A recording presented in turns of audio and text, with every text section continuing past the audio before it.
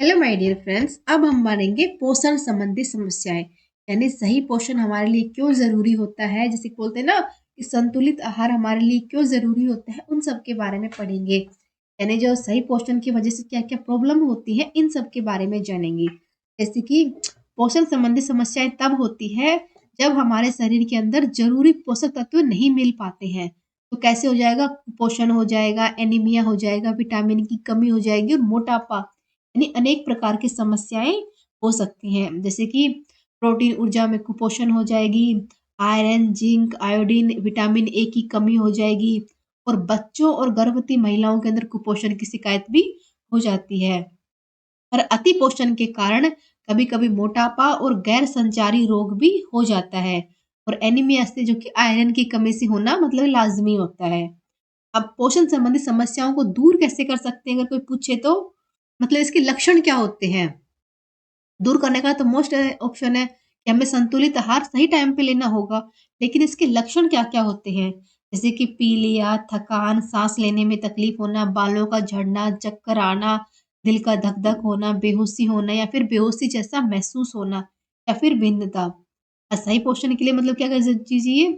संतुलित आहार, पूरक आहार और आहार में चेंजमेंट करते रहना। ये नहीं कि डेली बेस पे एक ही चीज़ को ग्रहण करना, मतलब उसमें चेंजमेंट होते रहने चाहिए। फिर होगा, अब हम पढ़ेंगे कि पोषण आहार के लिए मतलब क्या-क्या समस्याएं बताई गई है। हमारे भारत के अंदर, भारतीय समाज के अंदर दो भागों में बांटा गया है। जैसे कि फर्स्ट आ जाएगा, एक समाज ऐसा है जो कि बहुत छोटा है लेकिन संतुलित आहार को ग्रहण कर रहा है। लेकिन दूसरा बहुत बड़ा ऐसा हिस्सा है जो कि कुपोषण से ग्रसित है। अब उससे मतलब कुपोषण से ग्रसित है और बड़ा हिस्सा है, तो कुपोषण की वजह से उन्हें प्रॉब्लम भी होंगे, यानी उनके रोग भी होंगे। किस किस प्रकार के रोग होंगे, उन सब के बारे में हम पढ़ेंगे। जैसे कि पहले आता है प्रोटीन ऊर्जा कुपोषण। यानी जो प्रोटीन ऊर्जा कुपोषण है वो क्या होता है? अपर्याप्त रूप में भोजन लंबे टाइम तक अंतराल मतलब कि पहुंचाना। उनको मतलब कि जो पर्याप्त मात्रा में जो भोजन चाहिए ना, संतुलित आहार चाहिए, वो लंबे टाइम तक नहीं मिल पाने की वजह से उन्हें प्रोटीन ऊर्जा कुपोषण की कमी हो जाती है। और कुपोषण का शिकार 80% लोग होते हैं जिनको प्रोटीन की कमी मतलब कि मोस्टली बताई गई है। जो भी लोग कुपोषण का शिकार है अब तक, उनके अंदर 80% चांस प्रोटीन की कमी से होते हैं, क्योंकि वो अपना संतुलित आहार ही नहीं ले पा रहे हैं। जो उन्हें मतलब एक सही डाइट होती है वो ही उसको फॉलो नहीं कर पा रहे हैं। और 5 वर्ष से छोटे बच्चों के अंदर 1-2% ही प्रोटीन की कमी बताई गई है, जो कि छोटे बच्चों में तो ऐसी होती है। स्टार्टिंग में तो बहुत कम लगेगी लेकिन धीरे-धीरे आगे चलकर एक गंभीर समस्या के रूप में वो बदल जाएगी। सो मतलब कि बदलने में चेंज नहीं लगेगा। क्लियर हो गया? जैसे कि बात की जाए तो आहार में प्रोटीन, ऊर्जा, सूक्ष्म पोषक तत्वों की कमी होना, पोषक तत्वों का अवशोषण न होना, शरीर में पोषक तत्वों का नुकसान हो जाना, यानी शरीर के अंदर अलग-अलग प्रकार की कमजोरी होंगी, जैसे बालों का झड़ना, त्वचा में चेंजमेंट हो जाना, मतलब त्वचा मतलब कि बिखरी-बिखरी, रूखी-रूखी सी हो जाना, मतलब कि हमारे जो बॉडी के जो अन्य पार्ट होते हैं ना, उनका धीरे-धीरे काम करना बंद कर देना। समझ में आ गया? अब इसके बाद आता है कि इसके इलाज क्या-क्या होते हैं, तो हमें सही डाइट सही टाइम पे लेनी होगी। जैसे कि मतलब कि जो भी कुछ भी खाने के लिए होता है ना, जैसे कि संतरे, अमरूद, ताज़े फल, सब्जियाँ, खाना-पीना, व्यायाम, सॉफ्ट ड्रिंक, एनर्जी ड्रिंक आदि सब कुछ सही टाइम पे लेना बहुत ज़रूरी होता है। समझ में आ गया? अब आता है कुपोषण एनीमिया। कुपोषण एनीमिया क्या होता है फ्रेंड्स? विश्व के अंदर भारतीय महिलाओं या बच्चों के अंदर ये कुपोषण एनीमिया देखने का सर्वाधिक मिला है। ये बात हमारे भारत की नहीं हो रही, पूरे विश्व की हो रही है। यानी पूरे विश्व वर्ल्ड के लेवल के ऊपर बात की जाए तो कुपोषण एनीमिया की समस्या बच्चों और महिलाओं के अंदर देखी जाती है। महिलाएं मतलब कि अपने काम में इतनी बिजी होती है कि मतलब नहीं ले पाती है, और बच्चे अपने खेल कूद में मस्त होते हैं, इसलिए उनको सही टाइम पे सही पोषण नहीं मिल पाता है। और भारत के अंदर बात की जाए तो 60% गर्भवती महिलाओं के अंदर एनीमिया की प्रॉब्लम देखने को मिलती है, क्योंकि गर्भवती मतलब कि जो प्रेगनेंसी टाइम के ऊपर उन्हें 2 डाइट को फॉलो करना चाहिए, लेकिन वो एक डाइट को भी सही ढंग से मतलब कि नहीं ले पाती। जैसे कि प्रोटीन हो गया, कार्बोहाइड्रेट हो गया, वसा हो गया, विटामिन हो गया, लवण, पानी, कहते हैं ना पानी भी सही मतलब कि 3-4 लीटर पर डे ज़रूरी होता है। तो उन इन सब की वजह से कुपोषण एनीमिया भी हो जाता है। इसके प्रमुख 2 कारण होते हैं, लो तत्व विटामिन बी 12 की कमी होना, जो कि मतलब कि धीरे-धीरे मतलब एनीमिया मतलब कि बहुत स्टार्टिंग में तो बहुत स्लो लगेगा, लेकिन आगे चल के ये जानलेवा दुष्प्रभाव भी इसके हो सकते हैं। फिर अब आता है कुपोषण अंधापन। एक कुपोषण अंधापन क्या होता है फ्रेंड्स? जैसे कि बात की जाए तो भारत के अंदर अंधापन का एक प्रमुख कारण होता है विटामिन ए। विटामिन ए की कमी से कौन-कौन से रोग होते हैं? रतौंधी, जो कि आँख मतलब कि बच्चों में रतौंधी रोग की धीरे-धीरे उनका मतलब देखने की जो है ना पावर होती है वो धीरे-धीरे कम होने लग जाती है। और मातृ कुपोषण की बात की जाए, अगर माता कुपोषित है तो नवजात शिशु जो होगा उसका वजन यानी वो भी कुपोषित ही पैदा होगा। यानी उसका जो मतलब कि स्टार्टिंग से उसका वजन कम होगा और धीरे-धीरे वो भी कुपोषण का शिकार होता चला जाएगा। समझ में आ गई बात? जैसे कि मतलब इस कुपोषण से क्या होगा? उसके शरीर की वृद्धि नहीं होगी, मांसपेशियाँ ढीली होंगी, सिकुड़ जाएँगी ही कार्य करने में से मतलब कि कुछ भी काम करेगा तो जल्दी थक जाएगा, मतलब कि उसके मतलब कि है ना स्किन के ऊपर मतलब रूखीपन आ जाएगी, चमक नहीं रहेगी, चेहरा, आँखें मतलब आँखें धसी हुई हो जाएँगी, मतलब उसका जो हाँ, बॉडी का मतलब उसकी बॉडी को देखकर ही आप बता सकते हैं, ये इंसान है जो कुपोषण से ग्रसित है। ये हो गया। अब आता है आयोडीन की कमी या फिर घेंगा रोग, यानी आयोडीन की कमी या फिर घेंगा रोग क्या होता है? जैसा कि बात की जाए कि आयोडीन की कमी से थायरॉइड जैसे रोग हो जाते हैं, जैसे कि गलगंट, हाइपोथायरायडिज्म, यानी ये सारे रोग किससे होते हैं? आयोडीन की कमी से होते हैं। और भारत में आयोडीन की कमी से गलखंड और घेंगा रोग उत्पन्न हो जाता है। इसमें क्या होता है फ्रेंड्स, जो गला होता है ना, ये धीरे-धीरे सूजकर बहुत बड़ा हो जाता है, यानी उसके चेहरे से बड़ा उसका गला हो जाता है, जो कि गलकंठ रोग होता है। और भारत के हिमालय क्षेत्र में बड़े पैमानों पर अब मतलब उसकी चपेट में लोग आ रहे हैं। जैसे कि क्या-क्या होता है इसमें, प्रजनन क्षमता में कमी आ जाएगी, त्वचा रूखी हो जाएगी, पपड़ीदार हो जाएगी, बाल हल्के हो जाएँगे, जो इंसान होता है वो मोटा हो जाएगा, ठंड मतलब कि वो ठंड को भी सहन नहीं कर पाएगा, वज़न उसका बढ़ जाएगा, गर्भपात या फिर मृत्यु जन्म मतलब कि खतरा हो जाना, शिशुओं में जन्मजाति प्रॉब्लम्स हो जाना, यानी अनेक प्रकार की प्रॉब्लम इसमें दिखाई देती हैं।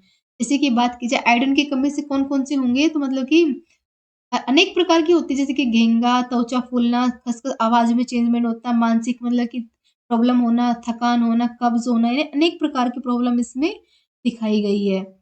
अब घेंगा रोग के बारे में बात की तो घेंगा भी थायरॉइड ग्रंथि के बढ़ने की वजह से होता है। समझ में आया? जो घेंगा रोग होता है, जो हमारे गले के अंदर होती है ना थायरॉइड ग्रंथि, उसका अगर मतलब कि शेप बढ़ेगा तो ये रोग हो जाता है। और ये रोग कई तरह से होता है, जिसमें से सारे आम मतलब कि अलग-अलग प्रकार के में प्रॉब्लम्स हो जाती हैं, जैसे कि आयोडीन की कमी होना, खाद्य पदार्थों का सेवन करना, जैसे गोभी, ब्रोकली, फूल गोभी आदि का सेवन करना, सोया जैसे खाद्य पदार्थ का सेवन करना, कुछ मतलब ऐसी दवाइयाँ ले लेना, जो हमारी बॉडी से मतलब कि उसका मतलब रिएक्ट हो जाना। जैसे कि इसके लक्षण क्या-क्या हो जाएँगे, गर्दन का आधार सूजन होना, खाँसी, स्वर बैठ जाना, साँस लेने में, निगलने में दिक्कत होना और गले में दर्द होना, इसके मतलब कि उपाय बताए गए हैं। यानी इसके जो लक्षण किस प्रकार से होंगे वो बता दिए गए हैं कि घेंगा रोग के लक्षण कैसे होंगे। अब आता है बाल सुरक्षित विकास, यानी जो बच्चों के लिए जो होता है ना आईसीएडीएस, ये क्या होता है? सुरक्षित बाल विकास का मतलब क्या होता है? जैसे कि बताया गया ना, इंटीग्रेटेड चाइल्ड डेवलपमेंट सर्विसेज, तो इसका मतलब क्या होता है? सबसे पहले तो जानिए, बच्चों को सुरक्षित और बेहतर तरीके से विकास करना ही इसका मतलब होता है। यानी जो बच्चे होते हैं सुरक्षित और बेहतर तरीके से उनका विकास करना इसका मेन उद्देश्य होता है। यानी जिसकी बात की जाए तो इसके लिए बच्चों को सुरक्षित माहौल देना, सही देखभाल देना बहुत ज़रूरी होता है। जैसे कि बच्चों के विकास को प्रभावित करने के लिए जैसे कि पोषण, स्वास्थ्य, वातावरण बहुत ज़रूरी होता है ना, तो उन सब के बारे में इसमें बताया गया है। जैसे कि इंटीग्रेटेड चाइल्ड डेवलपमेंट सर्विस में क्या होता है, ये एक व्यापक बाल कल्याण कार्यक्रम होता है जो कि ब्लॉक स्तर पर शुरू किया जाता है, जैसे कि ना आंगनवाड़ी होती है, उस टाइप से इसको बताया गया है। इसका उद्देश्य केवल एक था पोषकता प्रदान करना, यानी बच्चों की सही देखभाल करके उनको पोषण प्रदान करना ही इसका उद्देश्य होता है। बल्कि जैसे कि जैसे कि फर्स्ट हो जाएगा पोषण का हो जाएगा, दूसरी उनको सही टाइम पे सही टीकाकरण भी देना भी उसका उद्देश्य होता है, जैसे कि इसको प्री स्कूल के टाइप में भी जाना जाता है। जैसे कि बात की जाए, हाल ही में 745 आंगनवाड़ी द्वारा 0 से 6 वर्ष में 421.89 लाख बच्चों में मतलब कि 92.81 लाख गर्भवती व दूध पिलाने के लिए इसमें शामिल किए। जैसे मैंने आपको पहले बताया था ना, ये आंगनवाड़ी के लिए होता है, जो आंगनवाड़ी में ना बच्चों के लिए राजस्थान सरकार क्या कुछ नहीं कर रही है, मतलब उनके लिए दलिया, खिचड़ी, दूध ये सब उपलब्ध करा रही है। उनको मतलब कि वहाँ जाकर खेल-खिलौना यानी बेहतर माहौल प्रदान करने के लिए क्या-क्या कर रही है, उन सब के बारे में बताया। जैसे कि गर्भवती महिलाएँ होती हैं, उनको भी टीके लगने बहुत ज़रूरी होते हैं। जो बच्चे होते हैं, उनको भी टीके लगने बहुत ज़रूरी होते हैं, यानी उनका जो सही पोषण है वो किस प्रकार से हो सकता है, इसके बारे में इसमें बताया गया है। यानी इसका उद्देश्य क्या होता है, वो मैं आपको अब बताऊँ। जैसे कि बच्चों को सुरक्षित माहौल देना, बच्चों को सही देखभाल करना, बच्चों में पोषण व स्वास्थ्य का ध्यान रखना, बच्चों को प्रेरणा देना, बच्चों के मानसिक स्वास्थ्य पर ध्यान देना, बच्चों के साथ अगर कोई दुर्व्यवहार करे, शोषण करे, जैसे हिंसा जैसे कोई घटना करता है, तो उसके ऊपर ध्यान देना, बच्चों के विकास के मतलब कि उनको मतलब अनेक प्रकार के ऐसे खेल खिलाना, जैसे मतलब खेल-खेल में वो आगे सीखें, बच्चों से बातचीत करना, बच्चों को भाषा का विकास करना, जैसे कि स्टार्ट में धीरे-धीरे वो एक-एक वर्ड को पकड़ें, बोलें, समझना कोशिश करें। जैसे कि वातावरण, रिश्ते, अनुभव मतलब हर प्रकार के जो चेंजमेंट होता है, वो सब इसके अंदर ही आता है। क्लियर हो गया? यानी 0 से 6 वर्ष के बच्चों के स्वास्थ्य व पोषण का सुधार करना, बच्चों में मनोवैज्ञानिक, शारीरिक, मानसिक सामाजिक विकास करना, बच्चों में मृत्यु दर, कुपोषणता के बीच में स्कूल छोड़ देना, मतलब कि अनेक प्रकार की मतलब प्रॉब्लम्स होती हैं, उनके बारे में उनको ठीक करना। जैसे कोई बच्चा स्कूल जाना छोड़ देता है, तो उसके मतलब क्या प्रॉब्लम होती है, उसको जानकर उसको ठीक करने की कोशिश करना। बाल विकास नीतियों को बनाना, क्रियान्वयन की जो उसकी ऐसी-ऐसी नीतियाँ बनाना, जिसकी बच्चों का ही मतलब कि उनको समझ में आए, उसी लेवल के ऊपर इस कार्य को करना। इस स्वास्थ्य एवं पोषण संबंधित द्वारा माताओं इसको योग्य बनाना, ताकि वो अपने बच्चे को स्वास्थ्य मतलब कि पोषक संबंधी ज़रूरतों को ध्यान रख सकना। अब आईसीडीएस का क्रियान्वयन क्या होता है? यह एक 100% मतलब कि केंद्र द्वारा स्कीम होती है, जिसके अंतर्गत न्यूनतम पूरक पोषण, जैसे कि राज्य सरकार द्वारा इस पे मतलब क्या, जैसे कि कुछ राज्य में न्यूनतम पूरक पोषण उपलब्धता नहीं करा सकते, जिसकी 50% केंद्र सरकार में उपलब्ध कराती है। जैसे कि बात की जाए कि कुछ केंद्र सरकार करती है, कुछ राज्य सरकार करके मिलकर इस इंटीग्रेटेड चाइल्ड डेवलपमेंट सर्विस को चला रहे हैं। जैसे कि बताया गया है, किसी बच्चे का उत्तम विकास के लिए बहुत ज़रूरी होता है पोषण और स्वास्थ्य, स्वच्छता, सुरक्षा, प्रेरणा, जो कि एक साथ मिलकर भरपूर देखभाल करने के लिए कहलाता है। जैसे कि बात करें ना कि महिला एवं बाल विकास, वो सब इसी के अंदर ही आता है। जैसे कि इसके मतलब बाल विकास के 5 प्रकार में बाँटा गया है। फर्स्ट नवजात, फिर शिशु, फिर बच्चा, फिर प्री-स्कूल और फिर स्कूल की अवस्थाएँ हैं। अलग-अलग प्रकार के उनको सही टाइम पे क्या ज़रूरत है उनके लिए, क्या सही है से क्या गलत है, इन सब के बारे में सिखाना ही इनका काम होता है। क्लियर हो गया? जैसे कि इसका मतलब हिंदी में पूछ के होगा, एकीकृत बाल विकास सेवाएँ। क्लियर? और भारत में मतलब कि इसके मतलब कि काफ़ी सरकारी कार्यक्रम किए गए हैं, जो कि 6 वर्ष के कम बच्चों और महिलाओं, जो है गर्भवती महिलाएँ होती हैं, उनको जो स्तनपान कराती हैं, उन सब के बारे में इसमें बताया गया है। जैसे कि पोषण, स्वास्थ्य, शिक्षा, रेफरल सेवाएँ, प्राथमिक बाल देखभाल, यानी जैसे कि पोषण के लिए उनको मतलब कि जिसके ना दलिया, खिचड़ी ऐसी चीज़ पहुँचाना जिसमें उनको पोषण मिल सके। स्वास्थ्य उनको सही टाइम पे टीकाकरण, स्वास्थ्य जाँच करना। शिक्षा मतलब कि जो प्री स्कूल के अंदर जो ना शिक्षा होती है, उन सब के ऊपर ध्यान देना और रेफरल सेवाएँ प्रदान करना और प्राथमिक बाल विकास मतलब जो है ध्यान देने वाली जो चीज़ें होती हैं, उनके ऊपर ध्यान देना। और उद्देश्य की बात की जाए, तो बच्चों को स्वास्थ्य एवं पोषण में सुधार करना, कुपोषण, मृत्यु दर, रुग्णता, स्कूल छोड़ने वाली दर को मतलब कम करना, बच्चे का शारीरिक, मनोनिक और सामाजिक नींव पर उसकी विकास करना और माताओं अपने बच्चों को स्वास्थ्य, पोषण संबंधी जो प्रॉब्लम होती है, उनको मतलब कि किस प्रकार से सुधार कर सकें, इन सब के बारे में बताना। जैसे कि बात की जाए, आईसीडीएस के क्रियान्वयन में आंगनवाड़ी केंद्र के माध्यम से किया जाता है, जो कि भारत सरकार ने शुरुआत कब की थी इसकी? 2 अक्टूबर 1975 के अंदर इसकी शुरुआत कर दी गई थी। क्लियर हुआ? अब आता है हमारा नया टॉपिक, कहता है क्षय रोग। कि क्षय रोग होता क्या है? ठीक है, क्षय रोग टीबी, जो कि सामान्य सर्दी, जुकाम मतलब डेंगू, मलेरिया से आदि इसके अंदर रोग इसके अंदर आ जाते हैं। जो कि क्षय रोग की बात की जाए, तो एक संक्रामक रोग होता है, जो कि माइकोबैक्टीरियम ट्यूबरकुलोसिस यानी एमटी के नाम से जाना जाता है। क्लियर? यानी इसका जो वायरस कौन होता है, जीवाणु कौन होता है? माइकोबैक्टीरियम और ट्यूबरकुलोसिस। क्लियर हो गया? जो कि एक जीवाणु जनित संक्रामक रोग होता है और ये मुख्य रूप से फेफड़ों को प्रभावित करता है, जिसको प्लूमोनरी टीबी भी कहा जाता है। ये आंत, हड्डी, जोड़, लिम्फ ग्रंथि यानी चमड़ा जैसे अनेक जो हमारी बॉडी के अनेक पार्ट हैं, उनको ये प्रभावित करने की मतलब की ताकत रखता है। और बात की जाए इसके बारे में डिटेल सी, तो ये मतलब कि श्वास के ज़रिए फैलता है। इसके लक्षण खाँसी, वज़न घटना, थकान, बुखार, रात में पसीना आना, साँस लेने में तकलीफ़ होना, यदि इनके अलग प्रकार के इनके लक्षण होते हैं। जैसे कि क्षय रोग के इलाज के लिए मतलब अनेक प्रकार की दवाइयाँ होती हैं, उनको सही टाइम पे मतलब कि लेना बहुत ज़रूरी होता है। और टीबी रोग मतलब जिसको ये रोग होता है, उससे मतलब कि उचित दूरी बनाए रखना भी बहुत ज़रूरी होता है। और इससे मतलब पीड़ित व्यक्ति के संपर्क में आते ही समय संकेत लक्षणों के आदि की जाँच करना बहुत ही ज़रूरी होता है। जो कि स्टार्टिंग में बात की जाए तो मतलब कि सामान्य सर्दी जुकाम जैसा होगा, जैसे कि संक्रामक युद्ध होगा, जैसे कि नाक बहना, गले में खराश होना, हल्का बुखार होना आदि इसके लक्षण हो जाएँगे। क्लियर? देखिए इसकी समस्याओं की बात की जाए कि टीबी रोग की क्षय रोग की समस्या क्या होती है? अत्यधिक प्रभावित दवाओं के टीका को उपलब्ध कराना, जैसे विश्व स्तरीय माध्यम से इसको समझना कि किस प्रकार से इसको किया गया है। क्षय रोग से पूर्व बचाव में मतलब कि इसको किस प्रकार से मतलब कि जैसे पता चल जाए कि इसको ये प्रॉब्लम हो रही है, तो उसके पूर्व में हम किस प्रकार से उसकी बचत कर सकते हैं। जैसे कि बात करते हैं ना, 3 हफ्ते से ज़्यादा टाइम तक खाँसी रहेगी तो मतलब कि इसकी प्रॉब्लम हो सकती है। तो उसको किस प्रकार से हम ठीक कर सकते हैं इसके बारे में उनको बताना। तो अगर सही टाइम पे सही इलाज मिल गया तो समझ सकते हैं कि ये जानलेवा नहीं होगा, लेकिन लंबे टाइम तक अगर ये सब हुआ तो ये बहुत ही जानलेवा भी ये हो सकता है। और विश्व में लगभग बात की जाए तो 15 से 20 मिलियन लोग है ना टीबी से ग्रसित होते हैं। और प्रतिवर्ष लगभग 4 से 5 मिलियन लोग इसमें मतलब कि नए लोग इसमें संक्रमित हो जाते हैं।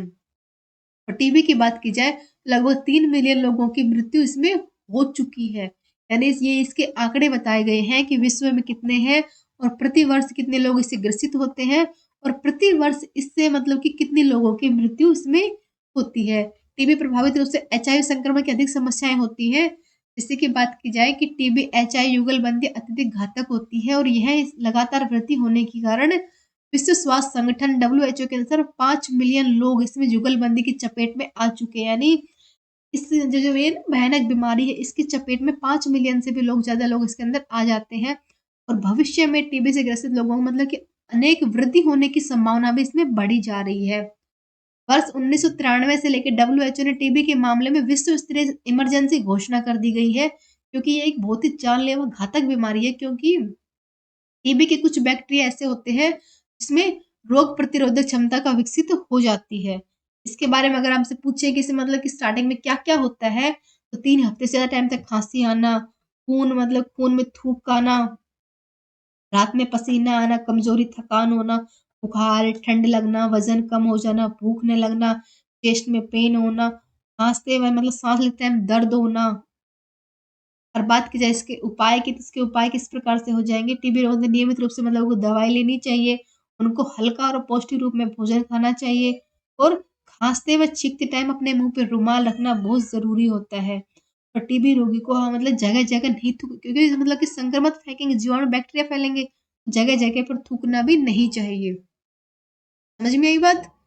इसके साथ ही फ्रेंड्स जो मैं आपको पढ़ा रही हूँ, ये सब है ना कि साइंस के इम्पोर्टेंट नोट्स हैं। जैसे कि आप किसी भी एग्ज़ाम की प्रिपरेशन कर रहा हो, तो मैं टॉपिक वाइज़ से हर एक चीज़ को खूब डिटेल में बता रही हूँ। आप लोग वन डे एग्ज़ाम की प्रिपरेशन कर रहे हो, तो वन डे एग्ज़ाम के लिए इतना ही कंटेंट बहुत ज़रूरी होता है। इसी जगह डीपली पढ़ेंगे तो आपको मतलब कि बहुत ज़्यादा हो जाएगा। तो वन डे एग्ज़ाम में सिर्फ़ इतना ही कुछ पूछ सकते हैं। और ये जो टॉपिक मैं आपको करा रही हूँ, रोग एवं स्वास्थ्य, ये टॉपिक बहुत ही ज़रूरी है। जैसे कि अब इसके ऐसे ही जैसे इंडियन हिस्ट्री हो गया, इंडियन ज्योग्राफी हो गया, world geography, Indian political static, यानी अनेक प्रकार की ये बुक बनाई गई है, जिसमें मतलब कि इंडियन ज्योग्राफी के अंदर सारी ज्योग्राफी कंप्लीट हो जाएगी, पॉलिटिकल में सारी पॉलिटिकल, और स्टैटिक का तो कोई अंत ही नहीं है। चाहे आप किसी भी एग्जाम की प्रिपरेशन क्यों ना कर रहे हो, UPSC, SSC, BPS, railway, police, defence, यानी हर एग्जाम के लिए बहुत ही ज़रूरी बुक है इसके अंदर। समझ में आई बात? तो आपको है ना, चाहे आप बिगिनर हो, स्टार्ट कर रहे हो, क्योंकि आप जानते हैं कि अब एग्ज़ाम का टाइम आ चुका है, तो तैयारी तो करनी होगी। तो कोई भी आपका सब्जेक्ट वीक हो, तो आप इन नंबर के ऊपर कॉल करके बात कर सकते हैं, इनकी डेमो क्लास भी ले सकते हैं कि आपको समझ में आए कि किस सब्जेक्ट में किस प्रकार से कंटेंट इसमें लिखा गया है। तो डेमो क्लास लेना आपके लिए बहुत अच्छा ऑप्शन रहेगा कि आपको देखकर पता तो चलेगा कि इसमें क्या-क्या है। तो कॉल करके पता कीजिए और इन क्लास को डाउनलोड कीजिए।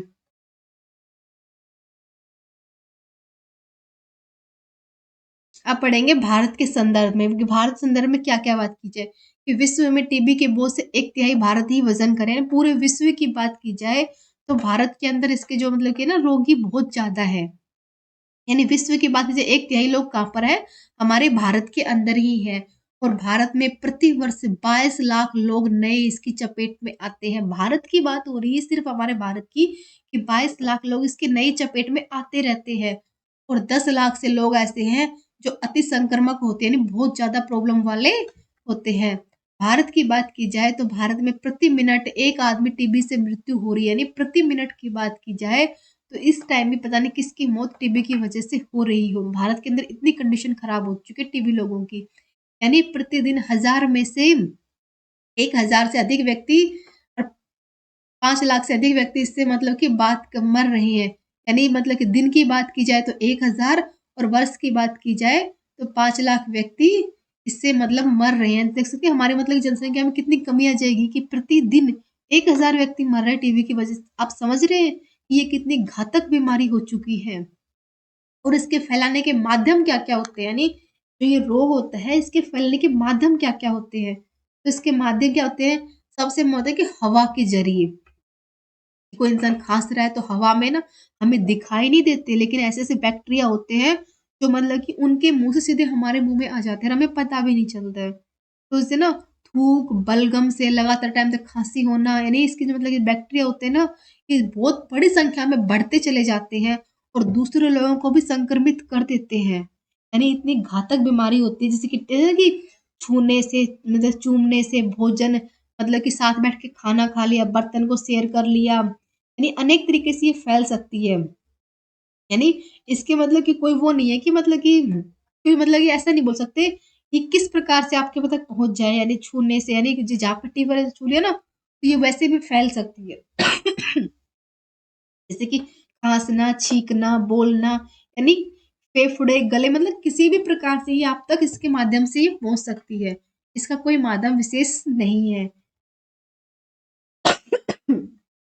और बात की जाए इसके बारे में, इसके मतलब कि टीबी के कि मतलब कि कौन-कौन सी बातों का ध्यान रख सकें, तो मास्क पहनना ज़रूरी होता है कि ऐसे किसी व्यक्ति से अगर आप मिले, तो आपको मास्क पहनना बहुत ही ज़रूरी है। खराब स्वच्छता और भीड़ वाली जगहों से भी बचना चाहिए और अपने आहार में फल, सब्जियाँ, दूध, दही को शामिल करना बहुत ही ज़रूरी बताया गया है। और बात की जाए जो टीबी से पीड़ित लोग होते हैं ना, उनको घर में भी आइसोलेशन में रखा जाता है, यानी उनको एकदम एकांत में रखा जाता है ताकि इनकी जो प्रॉब्लम है वो दूसरे लोगों तक ना पहुँचे। अब इसके बाद आता है मलेरिया। अब हम पढ़ेंगे मलेरिया रोग क्या होता है। तो मलेरिया के बारे में बताया जाए कि मलेरिया एक ऐसा रोग, ऐसा ऐसा संक्रमण होता है जो 8 से 30 दिन के अंदर, मतलब कि स्टार्ट में ऐसा होता है कि मतलब पता नहीं चलता। लेकिन 8 से 30 दिन के अंदर ये बुखार में बदल जाएगा। फिर कभी-कभी आपको कमज़ोरी महसूस होगी, फिर सिर दर्द होगा, मांसपेशियाँ दर्द, उल्टी, दस्त, खाँसी आदि प्रकार के रोग आपको होंगे। जैसे कि परजीवी जीवन चक्र में विभिन्न प्रकार के चिन्ह होंगे, जैसे कँपकँपी होना, ठंडा पसीना आना, भारी पसीना आना, यानी अलग-अलग प्रकार के मतलब कि आपकी बॉडी की वजह मतलब के अनुसार आपको अनेक प्रकार के प्रॉब्लम इसमें हो सकते हैं। अब इसके बारे में पढ़ेंगे, इसके मतलब क्या-क्या इसके डिटेल है। यह प्लाज्मोडियम नामक का एक प्रोटोजोआ द्वारा उत्पन्न होता है, जो कि मादा एनाफिलिस मच्छर की मुख्य लार ग्रंथियों से में मौजूद होते हैं। यानी इसको फैलाने का कौन करता है? मादा एनाफिलिस मच्छर के काटने से ये होता है और ये रक्त में होने वाला रोग है। इसके बारे में ये बात हमेशा याद रखना, जो मलेरिया रोग है, ये रक्त के अंदर होने वाला रोग है क्योंकि मच्छर के काटने से व्यक्ति के खून के अंदर ये परजीवी पहुँच जाते हैं और उसके लीवर में चले जाते हैं और लीवर के मतलब कि परजीवी मतलब कि कई हफ्तों तक रहते हैं, उनका विकास होता है और फिर लाल रक्त कोशिकाओं पे वो हमला कर देते हैं और इसी की वजह से इंसान को तेजी से बुखार आ जाएगा, एकदम से ठंडा, मतलब अनेक प्रकार के लक्षण दिखाई देंगे कि कभी बुखार आएगा, कभी उसे ठंड लगेगी, कभी उसे कँपकँपी होगी, यानी अनेक प्रकार के लक्षण उसमें दिखाई देते हैं। क्लियर हो गया? अब इसके मतलब इसके चरण क्या-क्या होते हैं, यानी किस प्रकार से होते हैं? जो मलेरिया रोग होता है, जैसे मैंने बता दिया कि मतलब कि ये एक प्लाज्मोडियम परजीवी की वजह से होता है, जो कि मलेरिया सीधे व्यक्ति के दूसरे व्यक्ति तक नहीं फैलता। मलेरिया की स्पेशलिटी यही बात है कि ये मतलब कि एक व्यक्ति से दूसरे व्यक्ति तक नहीं फैलने वाला रोग होता है और कभी-कभी इसमें रक्त आधान में फैल जाता है, जो कि मलेरिया अगर माँ के गर्भ में भी हो सकते हैं, जो गर्भ के अंदर जो शिशु है ना, उसके अंदर भी ये मलेरिया रोग हो सकता है। इसके काफ़ी प्रकार होते हैं, Plasmodium vivax, Plasmodium ovale, Plasmodium malariae, Plasmodium falciparum, यानी इसके अनेक प्रकार के इसके वाहक होते जैसे कि जिसमें कंपन कम कप होगी, ठंड लगेगी, बुखार आएगी, खाँसी होगी, अनेक प्रकार के इसके लक्षण होंगे जैसे उल्टी, दस्त, एनीमिया, यानी इसके लक्षण भी अनेक प्रकार के इसमें हो जाएँगे। जैसे कि बात की जाए अति ठंडेपन की अनुभूति होना यानी बहुत ज़्यादा ठंड लगना, यानी बुखार चढ़ने पर मतलब 15 मिनट पूरे लोग व्यक्ति को 1 घंटे में मतलब एकदम से फ़ीवर भी हाई हो जाएगा, उसे तुरंत ठंड की भी अनुभूति हो जाएगी। और गर्म भी हो जाएगी, जैसे अति गर्म अनुभूति तो व्यक्ति को 105 फ़ारेनहाइट तक पहुँच जाता है, यानी 105 तक पहुँचना कितनी बड़ी बात होती है ना। उसका जो टेम्परेचर होता है वो 105 फ़ारेनहाइट तक भी पहुँच जाता है और यह जो और 2 से 6 घंटे में व्यक्ति पीड़ित व्यक्ति तक पहुँच देखिए भयंकर यानी स्टार्ट होते-होते उसके सर में पहुँच जाता है, जो कि इसमें उसको जी मचलना, उल्टी आना ऐसी प्रॉब्लम उसको हो जाती है।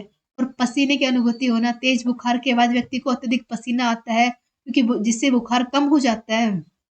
जो कि एक निश्चित टाइम के बाद वो फिर से वही टाइम मतलब कि स्टार्ट हो जाएगा। पहले मतलब कि जैसे कि इसके मतलब क्या है कि पहले ठंड लगेगी, फिर बुखार आ जाएगा, फिर पसीना आएगा, फिर नॉर्मल हो जाएगा, फिर दोबारा यही प्रोसेस फिर से स्टार्ट हो जाएगा। ये हो गया। अब पढ़ेंगे मलेरिया परजीवी के प्रकार कौन-कौन से होते हैं। जैसे फ्लेक्सीपैरम, प्लाज्मोडियम, वाइवैक्स ये सबसे अधिक मलेरिया का कारक होता है। ओवेल ये मतलब कि नियंत्रण मलेरिया का सबसे अधिक ये हो जाएगा वाइवैक्स और ओवेल सबसे कम के मलेरिया तो मलेरिया ही होता है। और संक्रमण से सुस्तावस्था यानी एक मच्छर होता है, जो प्रभावित मच्छर होता है कि काटने के लगभग 20 दिनों के बाद मलेरिया का प्रथम प्रभाव देखने को मिलता है। जैसे बात की गई ना कि काटने के तुरंत बाद आपको कुछ नहीं होगा, यानी 20 दिन के बाद, यानी आज काटा है ना तो आज से 20 दिन बाद आपको इसका एहसास होगा कि आपका मतलब कि टेम्परेचर चेंज हो जाएगा, मतलब कि ठंड गर्म मतलब ऐसे महसूस होने लग जाएँगे, उल्टी दस्त यानी अनेक प्रकार के आपकी बॉडी के अंदर चेंजमेंट आपको महसूस होने लग जाएँगे। क्योंकि वो जैसे कि मैंने आपको पहले ही बताया था कि वो ब्लड के अंदर पहुँच जाएगा, लीवर के पास पहुँचेगा, तो यानी ये हमारी जो लाल कोशिकाएँ हैं ना, उनके ऊपर हमला करेगा। फिर उसकी वजह से यानी जो ये बॉडी के अंदर जो प्रोसेस होता है, उसको कंप्लीट करने के बाद ये मतलब कि बुखार और ठंड के रूप में चेंज करके बाहर आएगा। यानी पहले वो बॉडी के अंदर हमला करेगा, उसके बाद ही ये बाहर आके बाहर हमला करेगा। समझ में आ गया? अब आता है मलेरिया को बढ़ावा देने वाले पर्यावरणीय कारक कौन-कौन से होते हैं? यानी जो मलेरिया रोग होता है इसके मतलब कि किस प्रकार से मतलब कि पर्यावरणीय कारक कौन-कौन से होते हैं? एक तो होता है तापमान, एक आर्द्रता, एक वर्षा, एक मौसम। यानी इन सब की वजह यानी कौन-सा मौसम मलेरिया फैलाने के लिए मतलब बहुत ज़्यादा होता है। तो भारत की भौगोलिक स्थिति कैसी होती है? जलवायु, दशा, मलेरिया के पनपने का मतलब अनेक प्रकार काम होते हैं ना। जैसे कि मौसम की बात की जाए तो भारत में मलेरिया प्रकोप जुलाई से नवंबर सबसे अधिक होता है। अब देखिए मौसम कौन-सा आ जाएगा? जुलाई से नवंबर तक, क्योंकि ये मलेरिया मौसमी रोग होता है और भारत में वर्षा ऋतु के आने पर मच्छरों की उत्पत्ति बहुत ज़्यादा लेवल पे होती है, जिसकी वजह से बहुत ज़्यादा मच्छर पनप जाते हैं। अब तापक्रम की बात की जाए तो मलेरिया जो परजीवी होता है उसको पनपने के लिए 20 मतलब कि डिग्री से लेकर 30 डिग्री टेम्परेचर इसको चाहिए होता है। और आर्द्रता की बात की जाए तो आर्द्रता का प्रभाव मलेरिया परजीवी पे सीधे नहीं पड़ता है। पर मलेरिया वाहक मच्छर को आम जीवन चक्र के लिए कम से कम वायुमंडलीय आर्द्रता 60% आवश्यकता उनको होती है।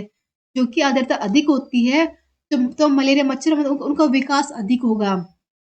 यानी आर्द्रता भी उनके लिए ज़रूरी क्योंकि एक तो मतलब कि बहुत स्लो लेवल पे एकदम मतलब कि जब ज़्यादा आर्द्रता हो गई, तो उनका विकास बहुत तेज़ी से हो जाएगा और वर्षा के बताया गया है कि वर्षा के कारण मच्छर मतलब बनते हैं, तो वर्षा ऋतु तो मतलब कि एकदम महामारी का रूप धारण कर लेते हैं।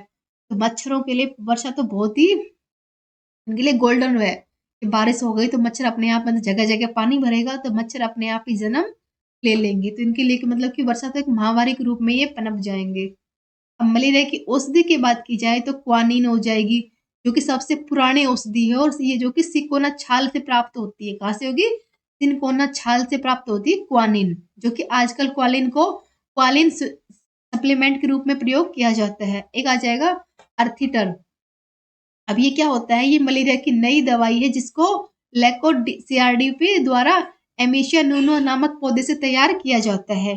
अब इसमें क्या होगा? इसमें वंडर प्लांट भी कहा जाता है। क्लियर हो गया? जो वंडर प्लांट किसको बोलते हैं? अर्थीटर को, जो कि मलेरिया की बीमारी के लिए बहुत ही ज़रूरी होता है। अब इसके बाद आता है प्लेग। ये प्लेग भी एक बहुत ही मतलब कि है ना घातक बीमारी होती है, जो कि मतलब कि ये प्लेग एक गंभीर मतलब कि जानलेवा रूप में भी बदल जाती है। नाम तो छोटा सा प्लेग, लेकिन ये उतनी ही घातक होती है, जो कि फेफड़ों में होने वाला संक्रमण होता है, और तब होता है जब आपकी वाइपेटिस बैक्टीरिया सांस लेने के जरिए मतलब कि सांस के जरिए अपने आपकी बॉडी में प्रवेश कर जाएगी, और संक्रमित व्यक्ति को खांसने और छींकने की वजह से ये फैलने वाला रोग भी है। क्लियर होगा? अब इसमें क्या क्या होता है? अचानक तेज बुखार हो जाएगा, ठंड लगेगी, खांसी, बलगम और खून आना, सांस लेने में कठिनाई होना, छाती में दर्द होना, पेट का खराब होना, उल्टी, दस्त लगना, सिर दर्द, कमजोर, यानी अनेक प्रकार के इसमें चेंजमेंट भी आपकी बॉडी के अंदर होंगे। क्लियर हो गया? यानी जो कैसा रोग है इसके बारे में आपको बता दिया।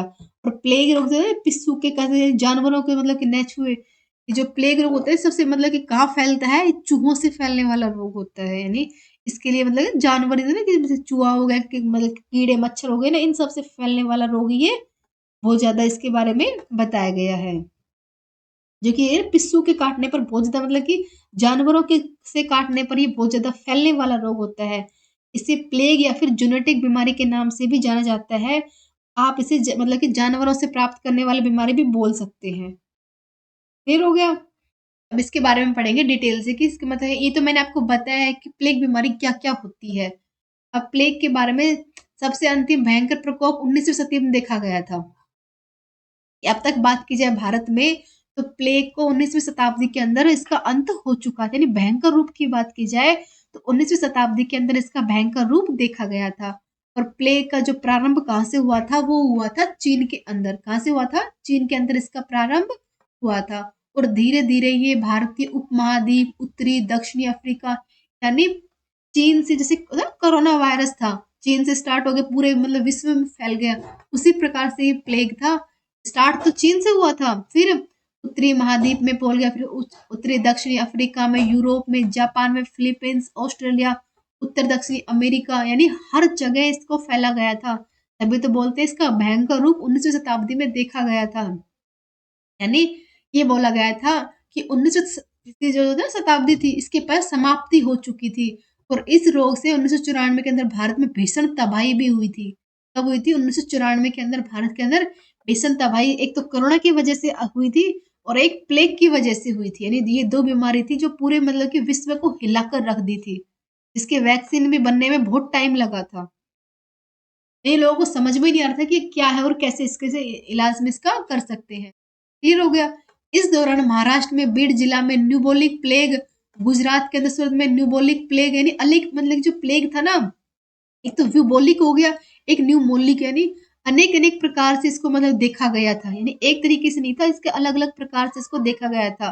कहाँ पर? ये एसिसिनिया में प्लेस्ट में का मतलब इसका मुख्य कारण बन गया था। और प्लेग रोग ऐसा था कि जो कि जीवाणुओं से, यानी एसिनिया पेटिस, पास्चुले पेटिस, यानी इसको अलग अलग लोगों से इसके नाम से इसको जाने जाने लगा। यानी मनुष्य के अंदर ये 3 रूपों में प्राप्त हुआ था अब तक। यानी कि जैसे कि महाराष्ट्र में अलग हो गया, गुजरात में अलग हो गया, यानी इसके केंद्र बिंदु सबके अलग अलग थे। तो किन 3 रूपों में पाया गया था? एक तो व्यूबोलिक प्लेग था, एक न्यूमोलिक प्लेग था, और एक सिस्टिसेमिक प्लेग था। यानी इसको अब तक 3 रूपों में पाया गया है। जैसे कि बात की जाए व्यूबोलिक प्लेग, जो कि मतलब कि बहुत ज्यादा महाराष्ट्र यानी मुंबई तो आपको पता है ना वहाँ की जनसंख्या कितनी होती है, तो वहां पर ये मतलब फैलने वाला रोग कौन सा था? ब्यूबोलिक प्लेग। जो कि एक मतलब से बात की जाए तो कितना बहुत ही घातक था। जो कि चूहे मतलब चूहों के मतलब काटने से फैलने वाला रोग था। यानी ये कि ना सर्वाधिक प्रचलन वाला कोई रोग था तो यही था, जो कि रोगग्रस्त चूहों से काटने से फैलने वाला रोग था। इसमें कांख व जांग के मतलब की ग्रंथियां सूज जाती थी, जैसे कि न्यूबोलिक प्लेग की जीवाणु में एक से दूसरे दो सांस के द्वारा फैल जाती थी। यानी ऐसा रोग था जो एक मनुष्य से दूसरे मनुष्य तक अपने आप ही फैल जाता था, जबकि सेस्टिमेनिक जो प्लेग था वो बहुत कम लोगों में देखा गया था। क्लियर हो गया? यानी जो फर्स्ट और सेकंड थे ना, यही मतलब कि मोस्टली फैल रहे थे, लेकिन सिस्टेमेटिक जो रोग था वो बहुत कम लोगों में देखा गया था। परंतु ये सबसे घातक रोग था, सबसे कम लोगों में देखा गया, सबसे घातक यही था। और ये रोगी के रक्त में जहरीला बनकर उसकी मतलब कि उसकी मौत उसको मार अंदर ही अंदर उसको मार देता था। और प्लेग की दवा के रूप में टेट्रासाइक्लिन और सल्फानाइड प्रमुख रूप में इसके में यूज में किए गए थे। कौन सी जाएगी? टेट्रासाइक्लिन और सल्फानाइड इसकी दवाइयों के रूप में यूज किया गया था। अब पढ़ेंगे सोर्स, कि सोर्स क्या होता है। इसे किलर पिनुआ भी कहा जाता है, जो कि रहस्यमय घातक निमोनिया कहते हैं ना, बच्चों के लिए बहुत ही मतलब कि भयानक बीमारी के रूप में मानते हैं ना निमोनिया। तो ये रहस्यमय घातक निमोनिया फिर सीवियर एक्ट्रेस स्ट्रेगल सिंड्रोम यानी घातक बीमारी के रूप में पूरे विश्व यानी पूरे एशिया के अंदर ये फैलने वाला रोग था, जिसकी पूरी एशिया को चिंता के रूप में इसे डाल दिया गया था। बात की जाए, इस बीमारी को सर्वप्रथम चीन के गुंडागुन प्राप्त से 2002 में फैली गई थी। कहाँ से हुई थी? चीन के गुआंगडोंग से, जो कि नवंबर 2002 में फैली थी। जिसे की बात की जाए, चीन से फैलकर इसने पूरे विश्व यानी एशिया महाद्वीप को इसने पूरे को हिला दिया था। इतनी घातक बीमारी थी, जो कि विश्व के अनेक हिस्सों में मतलब अपना अपना प्रभाव दिखा रही थी। और भारत में सोर्स का पहला मामला गोवा के अंदर दर्ज किया गया था। कई बार पूछ लेते हैं, जो सोर्स बीमारी थी, इसका पहला मामला भारत के किस देश मतलब किस राज्य में था? तो गोवा के अंदर इसका पहला मतलब केस मिला था। विश्व स्वास्थ्य संगठन के अनुसार सोर्स को कोरोना वायरस का कारण बताया गया था। सोर्स था इसको कोरोना वायरस इतना घातक बताया गया था, जिसकी विश्व संगठन द्वारा सोर्स संबंधी जानकारी मतलब परिभाषा दी गई थी। सावधानी इलाज मतलब अनेक प्रकार के सावधानियां और इलाज बताए गए थे। और इसके लक्षण क्या क्या होते हैं वो जानिए। लक्षण क्या हो जाएंगे? इससे संक्रमित होने के बाद व्यक्ति को मतलब कि 2 से 3 मतलब कि ये नहीं होता कि तुरंत आपको पता चल जाए कि आप इससे ग्रसित हो चुके हैं। यानी 2 से 10 दिन के बाद आपको महसूस होगा कि आप इससे संक्रमित हो चुके हैं। यानी तब पता चलेगा जब आपके पास मतलब ठीक मतलब है ना कि आप अपने आप को ठीक मतलब कि सही भी नहीं कर पाएंगे। तब पता चलेगा कि आप इससे ग्रसित हो चुके हैं। यानी ये आपको बताने का भी मौका अंदर ही अंदर से मतलब कि काम करना स्टार्ट कर देता है। और बाहर आने पर आपको लगेगा पता कि ये ऐसी बीमारी हो चुकी है। और लक्षण क्या जाएगा इसके? सिर दर्द होना, बदन दर्द होना, सोर्स के मतलब शुरुआती लक्षण होते हैं। फिर इसका जो टेम्परेचर कितना हो जाएगा 104 फ़ारेनहाइट तक, इससे ज़्यादा भी इसका बुखार यानी इसका टेम्परेचर बहुत हाई लेवल पे हो जाता है। और बुखार के साथ-साथ सूखा बलगम भी आने लग जाता है और कुछ समय के बाद दम फूलना, साँस लेने में तकलीफ होनी भी होगी। और 2 से 7 दिनों बाद सूखी खाँसी के रूप में भी इसको आने लग जाते हैं। क्लियर हो गया? अब इसका इलाज क्या था? समुचित चिकित्सा में 96% इसमें मरीज़ इसमें बचाए गए हैं। यानी जो जो चिकित्सा की बात की जाए तो 96% लोग को इसमें बचाया गया है। अब बात की जाए कि केवल 4% लोग ही थे जो इससे इससे अब तक मरे हैं। और अभी तक ऐसी बीमारी कोई और कारगर खोजा नहीं गई। यानी ऐसी बीमारी का इलाज अब तक कारगर तो से खरीदा नहीं गया है। जैसे है ना कोरोना वैसे ना वायरस था, उसके लिए वैक्सीन बनाई गई थी, उसी प्रकार से इसका कोई कारगर ऑप्शन नहीं दिया गया था, लेकिन 96% लोगों को बचाया गया, केवल 4% लोगों की इसमें मृत्यु हुई थी। लेकिन ये फैलने पर बहुत हाई लेवल पे यानी पूरे एशिया महाद्वीप को इसने हिलाकर रख दिया गया था, इतनी हाई लेवल पर फैली थी ये। अब आता है एंथ्रेक्स। एंथ्रेक्स बीमारी क्या होती है? ये एक घातक संक्रामक बीमारी होती है, जो कि बेसिलिस एंथ्रेक्स नामक जीवाणु की वजह से ये फैलती है। एंथ्रेक्स मानव और पशु दोनों के रूप मतलब ये मानव और पशु दोनों के ऊपर फैलने वाले बीमारी है। पशु एंथ्रेक्स भारत में लगभग सभी राज्यों में पाई जाने वाली बीमारी होती है। और जबकि मानव की बात की जाए तो इसके लक्षण बिहार, जम्मू कश्मीर, तमिलनाडु, कर्नाटक में देखे गए हैं। और वर्तमान में आतंकवादी इसका जैव विकास मतलब कि जो आतंकवादी होते हैं ना, इसका जैव हथियार के रूप में इसका यूज करते हैं, क्योंकि ये ऐसी बीमारी होती है जो मानव और पशु दोनों के लिए होती है। यानी पशुओं की बात की जाए तो मतलब कि भारत के मतलब सभी राज्यों में पाई गई है। और मानव की बात की जाए तो इसके अब तक लक्षण बिहार, जम्मू कश्मीर और तमिलनाडु, कर्नाटक में इसके लक्षण देखे गए हैं, जो कि आतंकवादियों के लिए काफी मतलब कि बेहतर साबित हुई है। आप पढ़ेंगे टाइफाइड, कि टाइफाइड रोग क्या होता है। टाइफाइड एक संक्रामक बुखार की तरह होता है, जो कि सैल्मोनेला टाइफी नामक जीवाणु की वजह से होता है। किसके से? सैल्मोनेला टाइफी नामक जीवाणु से ये होता है। और ये जीवाणु प्रदूषित मतलब कि ना खाना मतलब बेकार से मतलब खाने की वजह से होता है। यानी पेय पदार्थ ग्रहण करने से मतलब कि ऐसे मतलब कि संतुलित ना हो, प्रदूषित हो चुका मतलब खाना, सड़ा गला खाना खाने की वजह से ये फैलने वाला रोग होता है। यानी हम खाना खाएँगे तो हमारी बॉडी में पहुँच जाएगा और ये बॉडी के अंदर पहुँचकर ये जैसे कि एकदम से संकर के रूप में बाहर आएगा। ये बात की जाए, मानव के पिया के आंत्र के अंदर फैलने वाला ये आंतर संक्रमण की वजह से होता है। और 70 के दशक में टाइफाइड को लगभग नियंत्रित कर लिया गया था, लेकिन किंतु इस रोग के कारक सैल्मोनेला टाइफी दवा मतलब कि इसकी जो है प्रतिरोध क्षमता को विकसित किया गया था, जिससे यह समस्या विकट हो गई थी और 90 के दशक के अंदर भारत के विभिन्न भागों में इसको देखा गया था, जिसके बाद इस बात को मतलब कि माना गया था कि हमारे जीवन शैली के लिए स्वच्छता बहुत ज़रूरी होता है ना, सफाई अभियान है ना, वो इसी के लिए स्टार्ट किया गया था कि जितनी हम साफ-सफाई हमारे लिए रखेंगे, उतनी ही हम इस बीमारी से बच पाएँगे। तभी तो बोलते हैं ना कि सड़ा गला खाना नहीं खाया यानी जैसे खाना हो अच्छा हो चाहे बुरा हो, लेकिन मतलब कि एकदम फ्रेश खाना खाना चाहिए। ये सड़ा गला खाएँगे तो अंदर ही अंदर हमारे आंतों को मतलब कि प्रॉब्लम करेगा और धीरे-धीरे एकदम से वो टाइफाइड के रूप में बदल जाएगा। टाइफाइड एक बहुत ही घातक बीमारी हुई थी 70 से लेके 90 के दशक तक। क्लियर हो गया? अब आएगा कालाज़ार कि कालाज़ार कौन-सा रोग है? यह एक लिमोनोसेल रोग होता है जो कि उसकी प्रजातियों में पाए जाने वाला होता है और यह मधुमक्खी के द्वारा फैला जाएगा। मतलब ऐसा कौन-सा रोग है जो मधुमक्खी के द्वारा फैलता है? तो कालाज़ार रोग है जो कि मधुमक्खियों के द्वारा फैला जाता है और इस रोग को 50 के दशक में इसका मतलब कि समाप्त भी हो चुका था, लेकिन 60 और 70 के दशक में इसको फिर से स्टार्ट कर दिया गया था। यानी फिर से ये दोबारा उभर के आ गया। जैसे होता है ना कि कोरोना था, एक बार चला गया, फिर नेक्स्ट ईयर ये दोबारा फिर से आ गया। तो उसी प्रकार से 50 में इसका अंत हो चुका था, लेकिन 60 और 70 में ये दोबारा आ गया। तब इसको कालाज़ार का नाम दिया गया था और बिहार के 33 जिले, झारखंड के 3 जिले, पश्चिम बंगाल के 10 जिलों के और उत्तर प्रदेश के 2 जिलों यानी भारत की इतनी जगह थी जहाँ पर ये फैला गया था। और अब तक इसमें सफलता देखते हुए राष्ट्रीय स्वास्थ्य नीति द्वारा 2010 में कालाजार का उन्मूलन लक्ष्य तैयार कर दिया गया था और इससे लक्ष्य प्राप्ति के लिए कार्यक्रम लागू किए गए थे।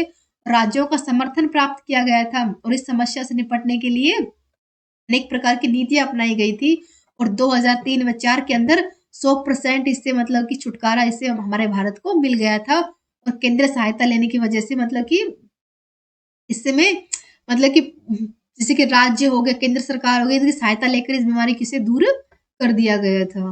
यानी ये तो होता ही रहा है कि कोई ना कोई बीमारी आती ही रहती है। जैसे अब कोरोना है, अब पता नहीं अब नेक्स्ट ईयर अब कौन-सी बीमारी आएगी। अब हम पढ़ेंगे फ्रेंड्स कुष्ठ रोग यानी कुष्ठ रोग क्या होता है। तो जैसा कि फ्रेंड्स मैं आपको रोगों के बारे में बता रही हूँ यानी कितनी कैसी-कैसी भयानक बीमारियाँ होती है, जो स्टार्टिंग में बहुत कम लगती है लेकिन धीरे-धीरे चलकर एक बहुत ही विकराल मतलब गंभीर बीमारी का रूप ले लेते हैं। उनमें से एक बीमारी है कुष्ठ रोग, कि कुष्ठ रोग किस प्रकार से होता है। सबसे पहली बात इसमें क्या आती है फ्रेंड्स कि ये एक संक्रामक रोग है। क्लियर हो गया? और इसका वाहक क्या होता है माइक्रोबैक्टीरियम लेप्रो। यानी आप किसी भी रोग के बारे में पढ़ रहे हैं तो सबसे पहली बात आती है कि आपको उसके वाहक का पता होना चाहिए। इसके साथ ही वो जीवाणु मतलब कि वायरस यानी उसका मतलब कि कौन-सा उसका बैक्टीरिया होता है यानी कौन-सा उसका जीवाणु होता है। क्लियर हो गया? और ये हमारी बॉडी के किस पार्ट को डैमेज करता है और इसका रिएक्शन क्या होता है। समझ गए आप? यानी देखा ना कि स्वतंत्र तंत्र को तो ये मतलब कि डैमेज करेगा और किस प्रकार करेगा दर्द रहित घाव यानी हमें दर्द नहीं होगा लेकिन घाव हमारे बॉडी में होते रहेंगे और पैरों की उंगलियां गल जाएंगी यानी किस प्रकार के उसके साइड इफेक्ट होंगे इन सब के बारे में पूछ सकता है। जैसा कि मैं आपको बता रही हूँ कि अगर आपको है ना इन सब के बारे में ना ज़्यादा कुछ नहीं करना, हर रोग के बारे में 2-2 4-4 लाइन तो आपको याद होनी ही चाहिए। जैसे कि यह एक संक्रामक बीमारी है जो कि माइक्रोबैक्टीरियम लेप्री नामक जीवाणु की वजह से होती है और कुष्ठ रोग को ही हैंसेन रोग भी कहा जाता है और ये त्वचा मतलब कि ये किस पार्ट को डैमेज करता है हमारी त्वचा हो गई, आँख हो गई, नाक हो गई, गला हो गया, म्यूकोलस मतलब अन्य पार्ट को ये डैमेज कर देता है। समझ में आई? मतलब ये ना स्टार्टिंग में तो बहुत हल्के में रहेगा, लेकिन धीरे-धीरे एक विकराल यानी गंभीर रूप में हो सकता है। क्या इसके बारे में ये कहा गया है कि समय रहते अगर इसका इलाज नहीं करवाया गया, तो ये हम हमारी विकलांगता भी हो जाए यानी विकलांग भी हो सकते हैं, ये ऐसी बीमारी हो जाती है। समझ में आई बात? इसके बारे में डिटेल से जानिए। ये संक्रामक रोग है जिसका वाहक होगा माइक्रोबैक्टीरियम लेप्रो, जो कि जीवाणु जनित रोग होता है, जो कि त्वचा, आँख, नाक, गला, श्वसन तंत्र आदि को डैमेज करता है। और जो कहाँ-कहाँ से होता है हमारी त्वचा को मतलब स्पेशली त्वचा को ही डैमेज करता है। अब इसमें क्या होता है फ्रेंड्स हमारी बॉडी के ऊपर सूनापन आ जाएगा। जैसे कि ना हम कहीं बैठे हों तो अपने बॉडी के ऊपर कहीं पर कुछ भी मतलब मूवमेंट होती है, जैसे कीड़ी चल गई, कुछ भी मूवमेंट हो ना, आपको महसूस ही नहीं होगा कि आपकी बॉडी पर क्या हुआ है। समझ में आई बात? ये ऐसी रोग होता है जिसके बारे में हमें पता मतलब कि काफ़ी टाइम में पता चलता है कि हम इस रोग से ग्रसित हो चुके हैं। समझ में आया? और इसमें क्या-क्या होता है, इसमें ना रोग का विकास किस प्रकार से होगा कि आपकी उँगलियाँ होती हैं ना, उनमें विकलांगता मतलब कि ना हाथ-पैर की उँगलियाँ काम करना बंद कर देंगी। यानी आपके पैरों में यानी घाव तो हो जाएँगे, आपको आपकी आँखों से दिखाई देंगे कि घाव हो रहे हैं, लेकिन आपको महसूस नहीं होगा, यानी दर्द-वर्द कुछ नहीं होगा उनके अंदर, पर घाव आपको दिखाई देंगे। और इसके साथ ही आपके जो पैरों की उँगलियाँ होती हैं ना, लंबे टाइम तक घाव रहेगा, तो वो उँगलियाँ अपने आप ही गल जाएँगी। समझ में आया? यानी किस प्रकार का भयानक रोग है ये। और ये अनेक प्रकार से होता है, यानी हर मतलब कि हर इंसान की बॉडी के अंदर इसके अलग-अलग प्रकार देखने को मिले हैं। जैसे कि इस रोग को विकलांगता के नाम से भी जाना जाता है। क्यों? क्योंकि ये हमारे पार्ट को मतलब बॉडी पार्ट को धीरे-धीरे डैमेज कर देता है, फिर सूनापन आ जाएगा, फिर वो अपने आप ही गलने लग जाएँगी और आपको विकलांग हो जाओगे। क्लियर हो गया? जैसे कि क्या-क्या होता है इसके अंदर, त्वचा के ऊपर थक्के बन जाएँगे, सूजन हो जाएगा, लालिमा हो जाएँगे, घाव हो जाएँगे, उँगलियों की स्पर्श की मतलब है ना, टच करने को होता है ना, या आप अपने हाथ को टच किया, आपको महसूस हो रहा है ना कि आपने टच किया है, तो आप अपनी टच पावर को भी खो देंगे। हुँ, मांसपेशियाँ कमज़ोर हो जाएँगी, पैरों के निचले हिस्सों में घाव यानी होता है तलवे होते हैं, उस हिस्से के अंदर घाव बन जाएँगे, जो कि आपको मतलब कि दर्द भी नहीं होगा पर घाव हो जाएँगे। आपकी नाक बंद हो जाएगी, यानी आपकी आँखें ना कमज़ोर हो जाएँगी, अंधापनी हो जाएगा, बुखार हो जाएगा और आपके जो लिम्फ नोड होते हैं ना, इससे सूजे हो जाएँगे। कुष्ठ रोग के बारे में बात की जाए, तो इसका इलाज एंटीबायोटिक से इसका इलाज कर सकते हैं और समय रहते अगर इसका इलाज नहीं करवाया गया, तो इंसान विकलांग भी हो सकता है। यानी इसके बारे में स्पेशली कहा गया है कि समय रहते इसका इलाज नहीं करवाया, तो वो इंसान विकलांग हो जाएगा। वहाँ क्या था इसका, माइक्रोबैक्टीरियम लेप्री नामक बैक्टीरिया।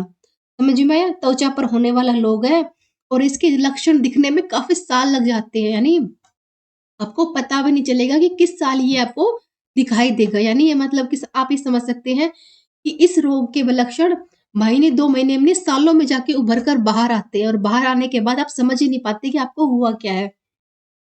क्लियर हुआ? इसके बारे में इसके प्रकार कुछ होते हैं जैसे कि इसका इलाज काफ़ी ऐसे इसके प्रकार होते हैं कि जिनका इलाज प्रकृति के ऊपर निर्भर होता है। समझ में आया? यानी कुछ तो मतलब बिल्कुल ही गंभीर होते हैं प्रकार, लेकिन कुछ ऐसे होते हैं जो कि प्रकृति के ऊपर निर्भर करते हैं। जैसे कि ट्यूबरलाइड कुष्ठ रोग, इसमें मतलब जीवाणु बहुत कम होते हैं, लेकिन इसकी संक्रामकता नहीं के बराबर होती है, जो कि 6 माह के अंदर मल्टी ड्रग थेरेपी के द्वारा ठीक कर सकते हैं। क्लियर हो गया? इसको ठीक करने के लिए सिर्फ 6 मंथ के लिए ही मल्टी ड्रग थेरेपी यानी एमडीटी का से इसको ठीक कर सकते हैं। जबकि लेप्रोमोट्स कुष्ठ रोग होता है ना, यानी एक प्रकार तो मतलब बिल्कुल नॉर्मल हो गया, जो कि ट्यूबरलाइट हो जाएगा, जो कि बहुत ही नॉर्मल होता है, इसको 6 मंथ के अंदर ठीक कर सकते हैं।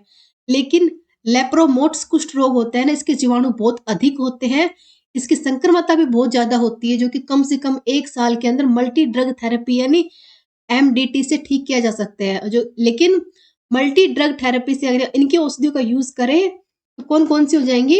डेप्सोन और रिफेफेसिन। क्लियर हो गया? यानी इस प्रकार की दवाइयों का यूज़ करके हम इसको ठीक कर सकते हैं कि कुष्ठ रोग को ठीक करने के लिए मल्टी ड्रग थेरेपी होती है, जो कि किसी में 1 साल लग जाता है, किसी में 6 महीने लग जाते हैं। लेकिन इस थेरेपी के द्वारा हम इसको दूर कर सकते हैं और इसकी औषधि कौन-सी हो जाएँगी? डेप्सोन और रिफेपेसिन। क्लियर हो गया? अब हम पढ़ेंगे हेपेटाइटिस कि हेपेटाइटिस क्या होता है, यानी किस प्रकार से होता है। तो भारत के अंदर हेपेटाइटिस बी और सी बहुत ही घातक मतलब बहुत ही घातक होते हैं। क्लियर हो गया?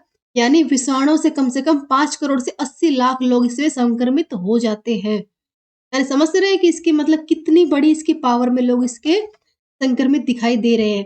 और हेपेटाइटिस बी की बात की जाए तो 4 करोड़ 30 लाख लोग हेपेटाइटिस बी से शिकायत होते हैं और 1 करोड़ 50 लाख लोग हेपेटाइटिस सी से पीड़ित हैं। आप समझ रहे हैं कि कितनी घातक बीमारी है, यानी 5 करोड़ 80 लाख लोग हेपेटाइटिस से ही मतलब ग्रसित है। यानी कितनी भयानक बीमारी है, यानी एक ऐसा संक्रमक है जो कि दुनिया भर में फैला हुआ है। यानी बात की जाए कि विश्व में भयानक बीमारियों की श्रेणी देखी जाए, तो हेपेटाइटिस का 5वां स्थान है।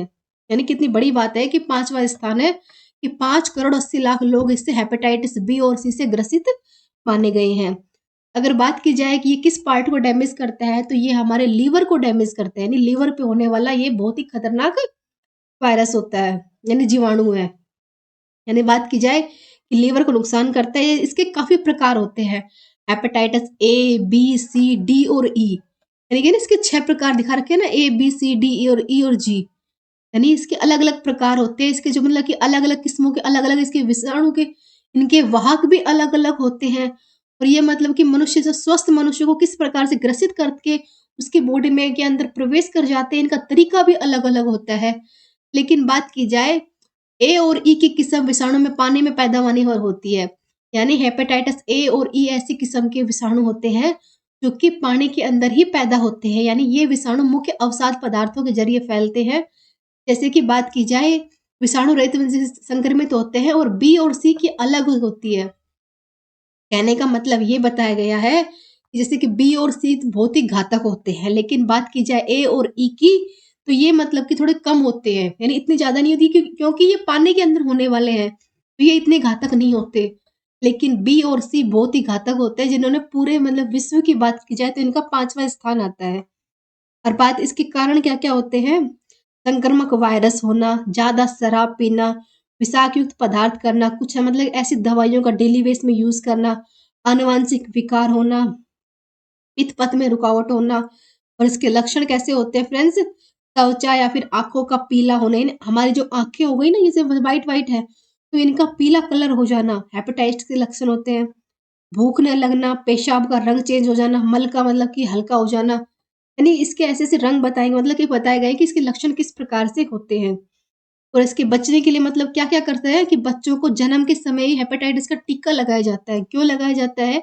कि कोई भी बच्चा जन्म से इसके शिकार में ना आए, यानी उसकी बॉडी के अंदर एंटीबॉडीज़ का निर्माण होता रहे, ताकि कोई भी बच्चा इसके ग्रस्त के अंदर ना पहुँचे। क्योंकि ये साँस के थ्रू यानी हमारे मतलब कि साँस के थ्रू हमारी बॉडी के अंदर पहुँचने वाली है, जो कि हमारे लीवर पे सूजन करके उसको नुकसान पहुँचाने का काम करती है। समझ में आया?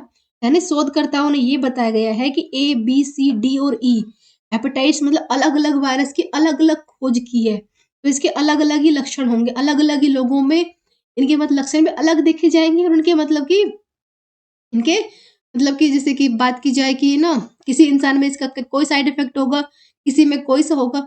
लेकिन मेन की बात की जाए कि मुख्यतः किस रोग को करेंगे, तो ये हमारे मतलब कि मेन देखा जाए तो हमारे लीवर पे ही ज़्यादा करेंगे।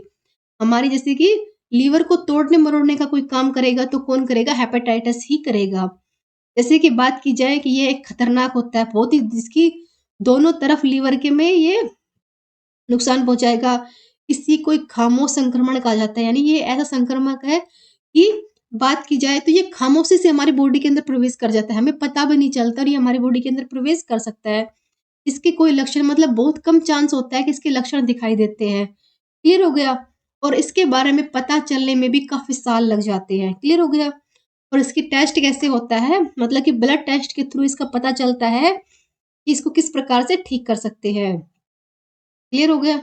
यानी इसका इलाज की बात की जाए तो हेपेटाइटिस का इलाज भी काफ़ी लंबे टाइम तक चलता है और इसके लिए एंटीवायरल काफ़ी प्रकार की दवाइयाँ होती हैं जिसका यूज़ इसमें किया जाता है। समझ रहे हैं कि हेपेटाइटिस कितना भयानक बीमारी है। अब हम पढ़ेंगे डेंगू फ़ीवर कि डेंगू फ़ीवर होता क्या है? जैसे इसके बारे में इम्पोर्टेंट तो मैंने आपको बता दिया है, लेकिन इसके बारे में डिटेल से भी जानना ज़रूरी होता है। जैसे कि डेंगू एक वायरल फ़ीवर होता है, जो किसकी वजह से होता है? एडिस इजिप्टिलाई नामक मच्छर के काटने से ये बीमारी होती है। अब इसके जो मच्छर होते हैं वो दिन में काटते हैं और इसके जो मच्छर होते हैं उनमें कौन-कौन से वायरस होते हैं पूछ लेते हैं। तो डेन 1, डेन 2, डेन 3, डेन 4 नामक इसमें वायरस होते हैं। इस मच्छर के अंदर 4 प्रकार के वायरस बताए गए हैं। अब इस मच्छर में क्या होता है फ्रेंड्स, इसमें जो मच्छर काटेगा वो हमारे सीधे ब्लड के अंदर प्रवेश कर जाएगा। अब ब्लड के अंदर प्रवेश करने से वो अंदर ही अंदर से व्यक्ति को संक्रमित करने लग जाएगा। उसके मतलब लक्षण दिखाई देने जैसे बुखार यानी हाई टेम्परेचर पे बुखार आना जैसे लक्षण इसमें दिखाई देंगे। क्लियर हो गया? अब डेंगू फीवर की 3 अवस्थाएँ होती हैं। 3 कैसे कि पहली में तो मतलब हाई टेम्परेचर पे फीवर हो जाएगा। जो कि नॉर्मल है 4 से 5 दिन में ठीक हो जाएगा। लेकिन अगर इसकी सेकंड अवस्था में पहुँच जाए, तो जो कि बहुत ही घातक होती है। इसमें क्या होता है, इसमें फ़ीवर तो होगा ही होगा, लेकिन जो विषाणु रहेंगे ना, जो हमारे रक्त की जो परत है, उसको नष्ट करने लग जाएँगे। अब ऐसी कंडीशन में नई परत तो बन नहीं सकती, तो अंदर ही अंदर से वो इंसान टूटने लगता है और उसकी मृत्यु हो जाती है। और जैसे कि तीसरी अवस्था की बात की जाए, तो तीसरी अवस्था भी इसी प्रकार से होती है डेंगू शॉक सिंड्रोम। इसमें क्या होता है, इसमें इंसान का रक्तचाप घट जाता है, यानी उसकी जो बॉडी होती है ना एकदम शॉक में चली जाती है, यानी उसका जो बीपी लेवल होता है बिल्कुल ही लो हो जाता है। तो समझ में आया कि डेंगू वायरस किस प्रकार से खतरनाक होता है। इसके बाद आता है बर्ड फ्लू, कि बर्ड फ्लू क्या होता है। जैसा कि नाम में आ गया ना, बर्ड फ्लू यानी पक्षियों से होने वाली बीमारी। इसको क्या बोला जाता है? पक्षियों से होने वाली बीमारी, जो कि किस प्रकार से होती है? एक संक्रामक इन्फ्लुएंजा होता है जो कि पक्षियों से होता है। इसके विषाणु का नाम क्या होता है? HSNA, जो कि इसका विषाणु का नाम होगा। इसमें 2 प्रकार के एंटीजन होते हैं, एक आ जाएगा हेमोग्लूटिन, एक आ जाएगा न्यूरोमेडिसिस। इसमें मतलब कि 2 एंटीजन होते हैं। और बात की जाए कि बर्ड फ्लू के बारे में पहली बार कब पता चला गया था, तो 1997 के अंदर बर्ड फ्लू की पहली घटना सामने आई थी, जिससे पता चला था कि यह जो बीमारी है ये पक्षियों मतलब कि पक्षियों से लेकर इंसानों को भी हो सकती है। यानी बहुत कम चांस होते हैं कि इंसानों को हो, लेकिन इसका जो पहला केस कब मिला था? 1997 के अंदर इसका पहला केस मिल गया था, जो किसी व्यक्ति को हुआ था, यानी इसके लक्षण किसी व्यक्ति में देखने को मिले थे। क्लियर हो गया? यानी सामान्य तौर पर प्रयोग में होने आने वाले औषधि का इस पे कोई असर नहीं पड़ा, यानी इसका जो ना इसके जो एंटीडोट होता है उसको ढूँढने में भी काफ़ी टाइम लगा था। यानी ऐसा रोग होता है जो मुर्गियों द्वारा मतलब कि मनुष्य में प्रवेश कर जाते हैं। यानी होने में तो ये पक्षियों में होता है, मुर्गियों में होता है, लेकिन ये मनुष्य में भी प्रवेश कर जाता है। अब इसके लक्षण क्या-क्या होंगे? जैसे कि तेज फीवर हो जाएगा, नाक बहना, खाँसी, गले में खराश, निमोनिया, गुर्दे की खराबी, यानी इस प्रकार के लक्षण होते हैं। और अंत में लास्ट यही ऑप्शन बचता है कि इंसान की डेथ हो जाती है। समझ में आया? जो बर्ड फ्लू होता है कितना घातक होता है, जो कि मतलब कि जंगली बतख हो गया, जलीय पक्षी हो गया, मुर्गियों हो गए, इनसे ये फैलता है और इनसे फैलकर ये इंसानों के अंदर भी फैल जाता है। लक्षण भी मैंने आपको बता दिए, यानी इसकी जो कंडीशन होती है ना अलग-अलग प्रकार से होती है, यानी किसी में ज़्यादा होता है, किसी में कम होता है, यानी अलग-अलग प्रकार से इसके लक्षण देखने को मिलते हैं। क्लियर हो गया? अब आता है नेक्स्ट। नेक्स्ट क्या आता है? स्वाइन फ्लू, कि स्वाइन फ्लू क्या होता है? स्वाइन फ्लू का नाम होता है H1N1। क्लियर हो गया? यानी ये एक संक्रामक वायरस होता है, जो कि किससे होता है? सूअरों में होने वाला वायरस है। यानी जो ये स्वाइन फ्लू है, स्पेशली किसमें होता है? सूअर के अंदर ये वायरस होता है।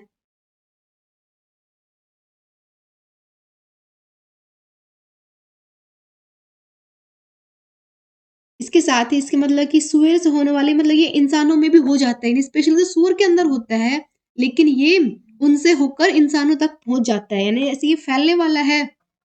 तो सूअर के कॉन्टैक्ट में कोई इंसान चला गया, तो ये इंसानों के अंदर भी होने वाला वायरस होता है। अब इसके बारे में पता की जाए, तो क्या कहते हैं ये इंसानों को भी संक्रमित कर देता है और ऐसा माना जाता है कि ये सूअर में उत्पन्न होता है। और इसके पहले केस की बात की जाए तो मेक्सिको में 2009 में सामने आया था, जो कि 38 डिग्री सेल्सियस पे मतलब उसकी बॉडी का टेम्परेचर कितना हो जाएगा? 38 डिग्री सेल्सियस, जो कि गले में खराश, दर्द, सूखी खाँसी आदि इसके मतलब लक्षण दिखाए गए थे। और ये किस प्रकार से फैलता है? जैसे कि स्पर्श करने से, हवा से, यानी अन्य कि ये एक संचारी रोग हो गया, तो ये मतलब कि किसी भी माध्यम में आकर ये फैल सकता है। जैसे कि दूषित जगह हो गई, स्वाइन फ्लू ऐसे कोई साँस वाला रोग हो गया, उस जगह को छूने से खाँसी, बुखार, जुकाम, मांसपेशियों में दर्द, ऐसे इसके लक्षण हो जाएँगे। क्लियर हो गया? यानी स्पेशली किस-किस को होने की संभावना होती है? गर्भवती महिला हो गई, शिशु हो गई, बुजुर्ग हो गए, ऐसे लोगों को इसकी होने की संभावना बहुत ज़्यादा होती है। क्लियर हो गया? अब आता है मधुमेह। नहीं मेरा अब आता है मधुमेह, कि मधुमेह रोग क्या होता है? जैसे कि नाम से समझ में आ रहा है मधुमेह, तो मधुमेह क्या होता है? यह एक ऐसी बीमारी होती है जिसमें शरीर में ग्लूकोज़ यानी चीनी के स्तर बढ़ जाता है। इसको बोला जाता है मधुमेह। क्लियर हो गया? इसी को डायबिटीज, शुगर रोग भी कहा जाता है और ये बीमारी ऐसी होती है अगर किसी इंसान को एक बार हो जाए तो जीवन भर चलने वाली बीमारी इसमें होती है। क्लियर? अब इसमें आगे क्या होती है? मधुमेह होने की अलग-अलग मतलब की वजह होती है, जैसे कि शरीर के अंदर इंसुलिन की कमी होना, अधिक होना, खान-पान में गड़बड़ी होना, शारीरिक गतिविधियों में चेंजमेंट होना, यानी तनाव में आती है, यानी अनेक प्रकार से ये बीमारी उत्पन्न हो सकती है। ये ज़रूरी नहीं है कि जो मीठा खाता है उसी को ही हो, यानी अनेक प्रकार के तरीके होते हैं, उनसे ये हो सकती है। अब आते हैं इसके लक्षण, कि मधुमेह होने पे लक्षण क्या-क्या दिखने को मिलेंगे। तो इनसे सबसे पहले उसकी आँखों पे असर पड़ेगा, इंसान को धुंधला दिखाई देने लगेगा, बार-बार पेशाब आना, अचानक वज़न कम हो जाना या फिर अचानक वज़न का बढ़ जाना, हाथ पैरों का सुन्न पड़ जाना, थकान जैसा महसूस होना, बार-बार संक्रमित यानी जैसे ना वायरल होता है ना, जैसे फीवर हो गया, जुकाम, खाँसी, इन सब का कॉन्टैक्ट बहुत जल्दी आना, या इसके साथ एक चीज़ और होती है, अगर ऐसे व्यक्ति को कोई घाव भी हो जाता है तो वो लंबे टाइम तक वो भर नहीं पाता। यदि ये प्रॉब्लम इसके अंदर देखने को मिलती है। क्लियर हुआ? अब बात की जाए कि ये किस अंग को प्रभावित करती है, मधुमेह जो रोग होता है, आँखों हो गई, हृदय हो गई, नसें हो गई, पैरों के गुर्दे, यानी इन सभी पार्ट को ये मतलब प्रभावित करने वाला वायरस होता है। इसके बारे में डिटेल से जाने तो शरीर में इंसुलिन के जो स्राव होता है उसमें मतलब कि शरीर में मतलब कि सही ढंग से काम नहीं कर पाते, यानी जो रक्त है ना ग्लूकोज की मात्रा होती है कभी तो बढ़ जाएगी, कभी वो घट जाएगी। जिससे कि मतलब कौन-सा रोग हो जाएगा, मधुमेह नामक रोग मतलब कि इससे उत्पन्न हो जाता है, यानी जो व्यक्ति होता है इससे ग्रसित हो जाता है। और मधुमेह रोग से मतलब अनेक कारण भी होते हैं। कोई इंसान मोटा हो जाएगा, कोई किसी को वंशागति हो सकता है, किसी को असंतुलित भोजन से होता है, किसी को मतलब कि ज़्यादा मतलब तनाव लेने से हो जाता है। यानी अनेक-अनेक लोगों के अलग-अलग कारण से होने वाला ये रोग होता है। क्लियर हो गया? अब लक्षण की बात कीजिए तो लक्षण कौन-कौन से होंगे? थकान, कमज़ोरी, खान-पान में चेंजमेंट होना, प्यास ज़्यादा लगना, पेशाब की मात्रा ज़्यादा होना, ज़्यादा भूख लगना, घाव या फिर छालों का लंबे टाइम तक नहीं भर पाना, यानी ये सब लक्षण किसी में दिखाई दे तो इसका मतलब ये होता है कि उस व्यक्ति में ग्लूकोज़ की मात्रा बढ़ चुकी है, यानी मधुमेह नामक रोग से वो ग्रसित हो चुका है। और बात की जाए कि मतलब ये किस-किस को होता है, तो भारत के अंदर इसकी मतलब अधिक से अधिक संख्या भारत में इसकी देखी गई है, जो कि मतलब भारत के विदेशी मतलब कि विदेशों की तुलना में देखी जाए तो भारत में इसका अधिक प्रकोप नज़र गया है। और बात की जाए भारत के जो जो शहरी क्षेत्र है वहाँ से 5 से 10% हमेशा मधुमेह से लोग पीड़ित होते हैं, यानी गाँव के इलाके में देखा जाए और शहरी क्षेत्र में देखा जाए तो शहरी क्षेत्र के अंदर 5 से 10% लोग होते हैं जो कि डायबिटीज़ से शिकार होते हैं। क्लियर? अब इसके बाद आता है ग्वाइटर। ग्वाइटर या फिर घेंगा रोग क्या होता है? इसके बारे में मैंने आपको पहले ही बताया था। ग्वाइटर या फिर घेंगा रोग क्या होता है? तो मैंने आपको क्या-क्या बताया था ग्वाइटर या फिर घेंगा रोग के बारे में? कि ये एक मतलब कि थायरॉइड ग्रंथि पे सूजन आने की वजह से होने वाला रोग है। जैसा कि होता है ना कि गले पे मतलब सूजन हो जाएगी, बहुत मतलब कि चेहरे से भी बड़ा अपना गला नज़र आएगा। तो ये सब किसमें होता है? थायरॉइड में होता है, जैसे कि इसे ग्वाइटर रोग भी कहा जाता है। अब इसी रोग को किस वजह से होता है? तो ये रोग होता है आयोडीन की कमी की वजह से। अब इसके लक्षण किस प्रकार से होते हैं? देखिए, गर्दन के निचले हिस्से में गाँठ या फिर सूजन दिखना, साँस लेने या निगलने में दिक्कत होना, खाँसी होना, स्वर का बैठ जाना, दिल की धड़कन का मतलब बहुत तेज़ चल रहा है, ऐसा महसूस होना। चलेगी तो नॉर्मल वे पे, लेकिन हमें महसूस होगा कि वो बहुत ज़्यादा तेज़ी से चल रही है। क्लियर हो गया? अब आते हैं इसके कारण कि किस वजह से घेंगा रोग हो जाता है। तो शरीर के अंदर आयोडीन की कमी होना इसका फर्स्ट रीज़न होता है। सेकंड की बात की जाए तो थायरॉइड ग्रंथि का ज़्यादा या कम होना, यानी बटरफ्लाई शेप में जो हमारे गर्दन के अंदर होती है ना ग्रंथि, इसका कम या ज़्यादा होना भी इस पे डिपेंड करता है। अब उपचार की बात की जाए तो आयोडीन युक्त मतलब जैसे ना ऐसी चीज़ों का सेवन करना जिसके अंदर आयोडीन भरपूर मात्रा में मौजूद होती है। साथ ही संतुलित आहार लेना और स्वस्थ डेयरी उत्पादों का यूज़ करना। और धूम्रपान और शराब से परहेज़ करना, नियमित व्यायाम करना, तनाव प्रबंध रहे, यानी ऐसा कुछ भी हो जाए पर तनाव का मतलब शिकारण में नहीं आना। और मतलब कि ना अच्छी नींद, समय पे सोना, समय पर उठना। क्लियर? अब इसमें जो आयोडीन एक आवश्यक एक पोषक तत्व होता है जो कि हमारे शरीर में थायरॉक्सिन या फिर ट्राइथॉक्सिन 2 हार्मोन को प्रेरित करता है। जो घेंगा रोग होता है वो किसको प्रेरित करेगा? थायरॉक्सिन और ट्राइथॉक्सिन नामक हार्मोन को ये प्रेरित करता है। और कहाँ पे होता है? गर्दन के निचले हिस्से के 2 खंडों में, यानी कि बटरफ्लाई शेप में होती है। तो वहाँ पर ये ग्रंथि होती है जहाँ पर ये इसका मतलब कि कम या ज़्यादा होने पर ये बीमारी हो जाती है। यानी बात की जाए तो आयोडीन के 4 परमाणु मिलकर एक थायरॉइड अणु को निर्माण करते हैं और यही ऐसे होती है कि इससे ऊर्जा पाकर मस्तिष्क का विचार होता है। जब हम कुछ भी सोच समझने की उसकी कुछ पावर होती है ना, वो कहाँ से होती है? इसी से हमें मिलती है। यानी जीवन के आरंभिक अवस्था से लेकर भ्रूण की मानसिक वृद्धि तक इसमें नहीं हो पाती, यानी इसमें कुछ प्रॉब्लम होती है तो इंसान के मतलब कि जो होते हैं ना मुख्य भ्रूण की मानसिक वृद्धि होती है वो भी नहीं हो पाती है। जो ऐसा बच्चा शिकार में हो गया तो उसका जो मतलब विकास पे भी उस पे पूरा असर पड़ जाएगा। और ऐसे बच्चे जन्म के तुरंत बाद ही उनकी मृत्यु भी होने के बहुत ज़्यादा चांस होते हैं। और कम से कम 15 वर्ष के कम आयु वाले बच्चों को इसमें सर्वाधिक प्रभावित होने की संभावना होती है। यानी 15 वर्ष से कम आयु के जो बच्चे होते हैं इससे बहुत ज़्यादा प्रभावित होते हैं। और ये किस प्रकार से होती है बताया, मैंने आपको अभी बताया था कि थायरॉइड ग्रंथि के ऊपर यानी गले के ऊपर ऐसे सूजन की तरह आपको दिखाई देगी, स्वेलिंग सी आ गई है, लेकिन ये कैसा होगा? एक ग्वाइटर होता है जो घेंगा रोग होता है, वो इसके होने के लक्षण होते हैं। इसके बारे में बताया कि घेंगा रोग होता है एक बड़ी हुई मतलब थायराइड ग्रंथि होती है, उसकी थायराइड ग्रंथि का बढ़ जाएगी तो ये रोग हो जाएगा, जो कि एक तितली के आकार की होती है, जो कि आपके गर्दन के अंदर होती है और गर्दन के निचले हिस्से में गांठ या फिर सूजन के रूप में दिखाई देगी। किसी किसी में तो गांठ के रूप में बाहर आ जाएगी और किसी किसी के अंदर मतलब कि सूजन के रूप में अंदर ही दिखाई देगी।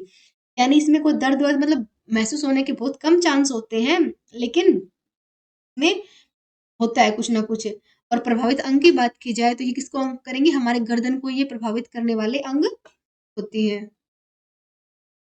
नेक्स्ट आएगा परकिसन रोग। ये परकिसन रोग क्या होता है, यह वास्तव में तंत्रिका तंत्र से संबंधित रोग होता है, यानी हमारे नर्वस सिस्टम से कनेक्ट होने वाला रोग कौन सा होता है, परकिसन रोग।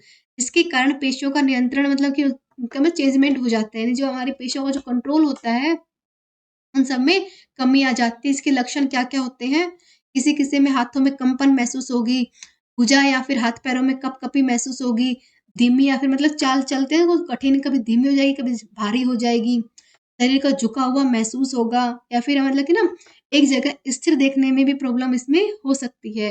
यानी इन लक्षणों के बाद मस्तिष्क आघात व अन्य रोग उत्पन्न हो जाते हैं। इसकी मतलब ऐसी समस्या किन लोगों को होती है, तो ये किसको होती है, ज्यादातर बूढ़े व्यक्ति को इसकी समस्या देखने को मिलती है। बात की जाए जो पार्किंसन रोग होता है, एक न्यूरोलॉजिकल बीमारी होती है जो कि मस्तिष्क की तंत्रिका तंत्र कोशिका होती है ना, उनके खराब होने की वजह से ये होता है। यहाँ पर क्या होता है, डोपामाइन नामक एक रसायन होता है जो कि मस्तिष्क की से तंत्रिका तंत्र के ऊपर मैसेज भेजने का जो काम करता है। अगर इसमें प्रॉब्लम हो जाती है तो जो ना कि संचार होता है उसमें प्रॉब्लम हो जाती है, जिसकी वजह से पूरी बॉडी का स्ट्रक्चर धीरे धीरे मतलब बिगड़ने लग जाएगा और मतलब जो बॉडी के जो पार्ट होते हैं वो काम करना धीरे धीरे बंद कर देते हैं। लक्षण के लिए मैंने आपको अभी भी बताया कि हाथ पैरों चेहरों यानी इन सब में कंपन हो जाएगा, यानी बॉडी के किसी भी पार्ट में कंपन होने की समस्या इसमें हो सकती है।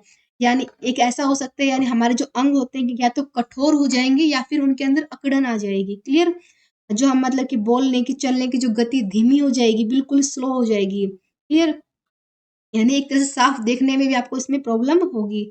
चेहरे के हाव भाव को हम पहचान नहीं पाएंगे कि हमारे मतलब कि इसके हाव भाव कैसे हो रहे हैं। हमारी जो आंखें होती है ना पलक होती है इसमें कम कम झपकेंगी, खाना खाते समय दिक्कत हो जाएंगी, यानी काफी बार हमें मतलब कि मनोभ्रंश होने की समस्या भी इसमें दिखाई देती है और खास इसमें अवसाद होने की ज्यादा समस्या इसमें होती रहती है। अब इस रोग से बचने के उपाय क्या होते हैं, जंक फूड को अवॉइड करना, फल सब्जी प्रोटीन विटामिन एंटीऑक्सीडेंट चीज का यूज करना, रोजाना व्यायाम करना, धूम्रपान और शराब से बचना इसके उपाय होते हैं। यानी बात की जाए कि जो पार्किंसन रोग होता है इसके बारे में इम्पोर्टेंट की बात की जाए तो इम्पोर्टेंट इसके लक्षण यही होते हैं कि हाथ पैर मतलब कि पूरी बॉडी में कहीं पर भी कंपन महसूस होगा, मांसपेशियां जकड़ जाएंगी, गति धीमी हो जाएगी और मुद्रा में अपरिवर्तन हो जाएंगे। यानी समझ में आई, यानी क्या क्या इसके स्पेशली लक्षण होते हैं। क्लियर हो गया। और किसको प्रभावित करती है, अगर ये भी पूछ ले कि कौन सा अंग इसमें प्रभावित होता है तो आपको दिख रहा है इस पिक के अंदर कि हमारी मतलब किसको करेंगी, हमारे मस्तिष्क को प्रभावित करने वाला ये अंग होता है। इसकी वजह से क्या होता है कि हमारे हाथ पैरों में कंपन है, मतलब कि पूरी बॉडी में कहीं पर भी कंपन महसूस में हो जा सकती है। ये क्लियर होगा। अब पढ़ेंगे नेक्स्ट। नेक्स्ट कौन आता है, अल्जाइमर रोग। कि अल्जाइमर रोग क्या होता है, यह एक प्रकार की मस्तिष्क खराबी बीमारी होती है, जो ना ब्रेन डिसऑर्डर होता है उसको बोला जाता है अल्जाइमर रोग। यानी मस्तिष्क से जुड़ी हुई एक बीमारी होती है जिससे व्यक्ति की धीरे धीरे उसकी याददाश्त सोचने की क्षमता कमजोर हो जाती है। अल्जाइमर से पीड़ित व्यक्ति का व्यवहार में भी चेंजमेंट हो जाएगा, कभी वो खुश हो जाएगा कभी वो गुस्से वाला हो जाएगा, यानी उसके मतलब कि मूड स्विंग होने वाली प्रॉब्लम भी इसमें हो जाती है। और कभी-कभी इसके अंदर मतलब कि इसको डिसेमिया भी कहा जाता है। क्लियर हो गया। यानी बात की जाए ना, जो ऐसे मतलब कि प्रॉब्लम किस में देखी जाएगी, वयस्क या फिर बूढ़े व्यक्ति में इसको देखी जाएगी और इसके लक्षण यही होता है कि लगातार उसकी याददाश्त में कमी आएगी। तो मतलब कि वो कुछ मतलब कि क्या तो उसमें मतलब कि मूड स्विंग हो जाएंगे, कभी गुस्सा आएगा कभी हंसेगा कभी रोएगा, ये चेंजमेंट होते रहेंगे। ये इसके मोस्टली लक्षण हो जाएंगे। और इसमें क्या होता है कि ये मतलब किस प्रकार से होता है, तो ये उम्र बढ़ने के इसके हिसाब से इसका चेंजमेंट अपने आप होता रहता है। इसके बारे में डिटेल देखें, यह मस्तिष्क में होने वाले जटिल बदलाव का कारण होते हैं। जो हमारे मस्तिष्क के अंदर ना ब्रेन डिसऑर्डर होता है, उसके अंदर कुछ भी चेंजमेंट होता है ना, तो उसका नतीजा ये दिखाई देता है। अल्जाइमर रोग मस्तिष्क के एमिलोइड टाउ से नामक पदार्थ से मतलब जमा होने की वजह से ये हो जाता है, और इसकी वजह से जो हमारा मस्तिष्क होता है वो ठीक से काम करना भी बंद कर देता है, और काम करना बंद कर देगा तो हमें हमने क्या किया है, यानी सोचना समझना, यानी धीरे सब कुछ ही धीरे धीरे कम होता चला जाएगा। यानी जो अल्जाइमर रोग होता है जो मोस्टली किस अंग को प्रभावित करेगा, तो ये हमारे मस्तिष्क को ही प्रभावित करने वाला इसका पार्ट होता है, यानी इसके कि सोचना समझना याद रखना सब कुछ इसमें निकल जाएगा। क्लियर हो गया। नेक्स्ट आएगा इन्फ्लुएंजा। इन्फ्लुएंजा क्या होता है इसके बारे में जाने, तो यह भी एक फ्लू संक्रामक रोग होता है जो कि वायरस और बैसिलस इन्फ्लुएंजा नामक जीवाणु की वजह से होता है। इसमें सिर के साथ साथ पूरे बॉडी में दर्द होता है, सर्दी खांसी तेज बुखार इसमें हो सकता है, और साधारण स्थिति के अंदर इंसान 2 से 3 दिन में ठीक हो जाएगा। यानी एक तरह से ये वायरल होता है, जो कि मतलब इसमें सर्दी खांसी जुकाम बुखार सब कुछ होंगे, और 2 से 3 दिन के अंदर सॉरी व्यक्ति अपने आप ही ठीक हो जाएगा। अगर इसके बारे में डिटेल से बताऊं तो यह एक इन्फ्लुएंजा वायरस होता है जो कि वायरस नाक गले फेफड़ों में संक्रमित करता है, और इन्फ्लुएंजा से पीड़ित व्यक्ति को बात की जाए तो बुखार खांसी गले में खराश बहती हुई नाक शरीर में दर्द सर दर्द ठंड लगना थकान, यानी अनेक प्रकार की समस्याएं उसे दिखाई दी जाएगी। क्लियर हो गया। और इसके बारे में एक चीज और होती है, जो इन्फ्लुएंजा वायरस होता है ये 3 प्रकार का होता है, ए बी और सी। काफी बार पूछा गया है कि जो इन्फ्लुएंजा वायरस होता है कितने प्रकार का होगा, ए बी और सी। और इन्फ्लुएंजा मुख्य रूप से सर्दियों के मौसम में होने वाला वायरल होता है, यानी गर्मियों में नहीं, ओनली फॉर सर्दियों में होने वाला मुख्य रूप से इसका वायरस होता है। और इन्फ्लुएंजा से पीड़ित व्यक्ति को घरेलू उपचार से भी ठीक हो सकते हैं, यानी 2 से 3 दिन के अंदर व्यक्ति अपने आप ही ठीक हो जाएगा। फिर अरे इन्फ्लुएंजा का टीका मतलब हर साल लगाया जाता है, जिसके बच्चों को अस्थमा फेफड़ों की बीमारियों को दूर रखने के लिए इसका टीका बच्चों को स्पेशली लगाया जाता है। इसके बाद आता है डिप्थेरिया, कि डिप्थेरिया क्या होता है। यह भी एक संक्रामक रोग होता है जो कि अधिकांश बच्चों में ये रोग होता है। किस इस रोग क्या होता है, के ए बेलिसिस नामक जीवाणु के कारण ये होता है। इसमें गले में एक कृत्रिम झिल्ली बन जाती है और श्वास लेने में कठिनाई महसूस होती है, जो कि संतुलित दूध के कारण होता है। इसकी दूध को अच्छी तरह से उबाल कर ढककर रखना चाहिए। इसे बचाव हेतु बच्चों को ट्रिपल एंटीजन नामक का टीका भी लगाया जाता है। जो डिप्थीरिया वायरस होता है एक संक्रामक जीवाणु होता है जो कि नाक गले में को प्रभावित करने वाला इसके पार्ट होते हैं। अब इसमें क्या होता है, इसके अंदर इसके जो बैक्टीरिया होते हैं ना, वो हमारे बॉडी के अंदर जहरीले पदार्थ को छोड़ते हैं, जो कि सांस लेने में दिक्कत होगी, दिल का दौरा लकवा और कभी कभी व्यक्ति की मौत भी इसके अंदर हो जाती है। और लक्षण की बात की जाए तो गले में खराश हल्का बुखार गर्दन में सूजन वाली ग्रंथि, यानी ना थायराइड ग्रंथि होती है उसमें सूजन आएगी, बेचैनी महसूस होगी ठंड लगेगी और जोर से भूखने वाली खांसी भी आएगी, यानी बहुत तेज से खांसी होती है ना, वो भी इसके अंदर आने लग जाएगी।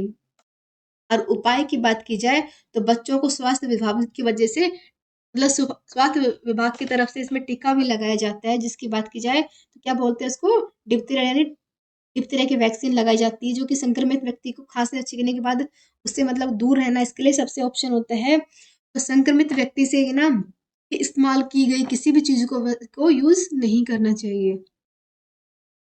इसके बाद आता है पीलिया, कि पीलिया क्या होता है। पीलिया क्या होता है फ्रेंड्स, पीलिया एक रोग वाइटल पिगमेंट की मतलब कि रक्त में मात्रा की बढ़ने की वजह से पीलिया रोग हो जाता है। अब इसमें क्या होता है, ये यकृत वाला योग होता है और इसमें हमारी त्वचा का रंग पीला पड़ जाए, नाम ही पीला हो गया तो इसमें मतलब कि त्वचा का जो रंग होता है वो पीला पड़ जाएगा। यह यकृत के पित्त के वक्र में अधिक मात्रा से निर्माण करता है, परंतु जो होती है ना यकृत कोशिकाएं होती हैं, इनमें उत्सर्जन की निम्न मात्रा में होता है, फलतः यकृत सिरा के माध्यम से रक्त प्रवेश कर जाता है, जिसकी वजह से ये प्रॉब्लम हो जाती है। यानी पीलिया एक ऐसी स्थिति में होता है जिसमें त्वचा और आंखों के हिस्से होते हैं ना, इसमें यानी आंख और हमारी स्किन होती है ये पीली पड़ जाएगी।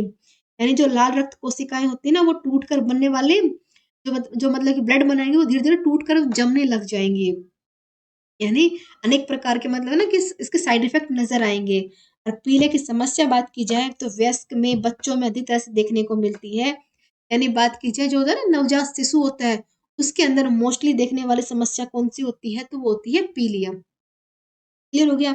अब पीलिया के मतलब कई कारण होते हैं कि हेपेटाइटिस हो सकता है, पित्त की पथरी हो सकती है, ट्यूमर हो सकती है, यानी अनेक प्रकार के इसके कारण होते हैं, यानी किसी प्रकार से हो सकती है। क्लियर?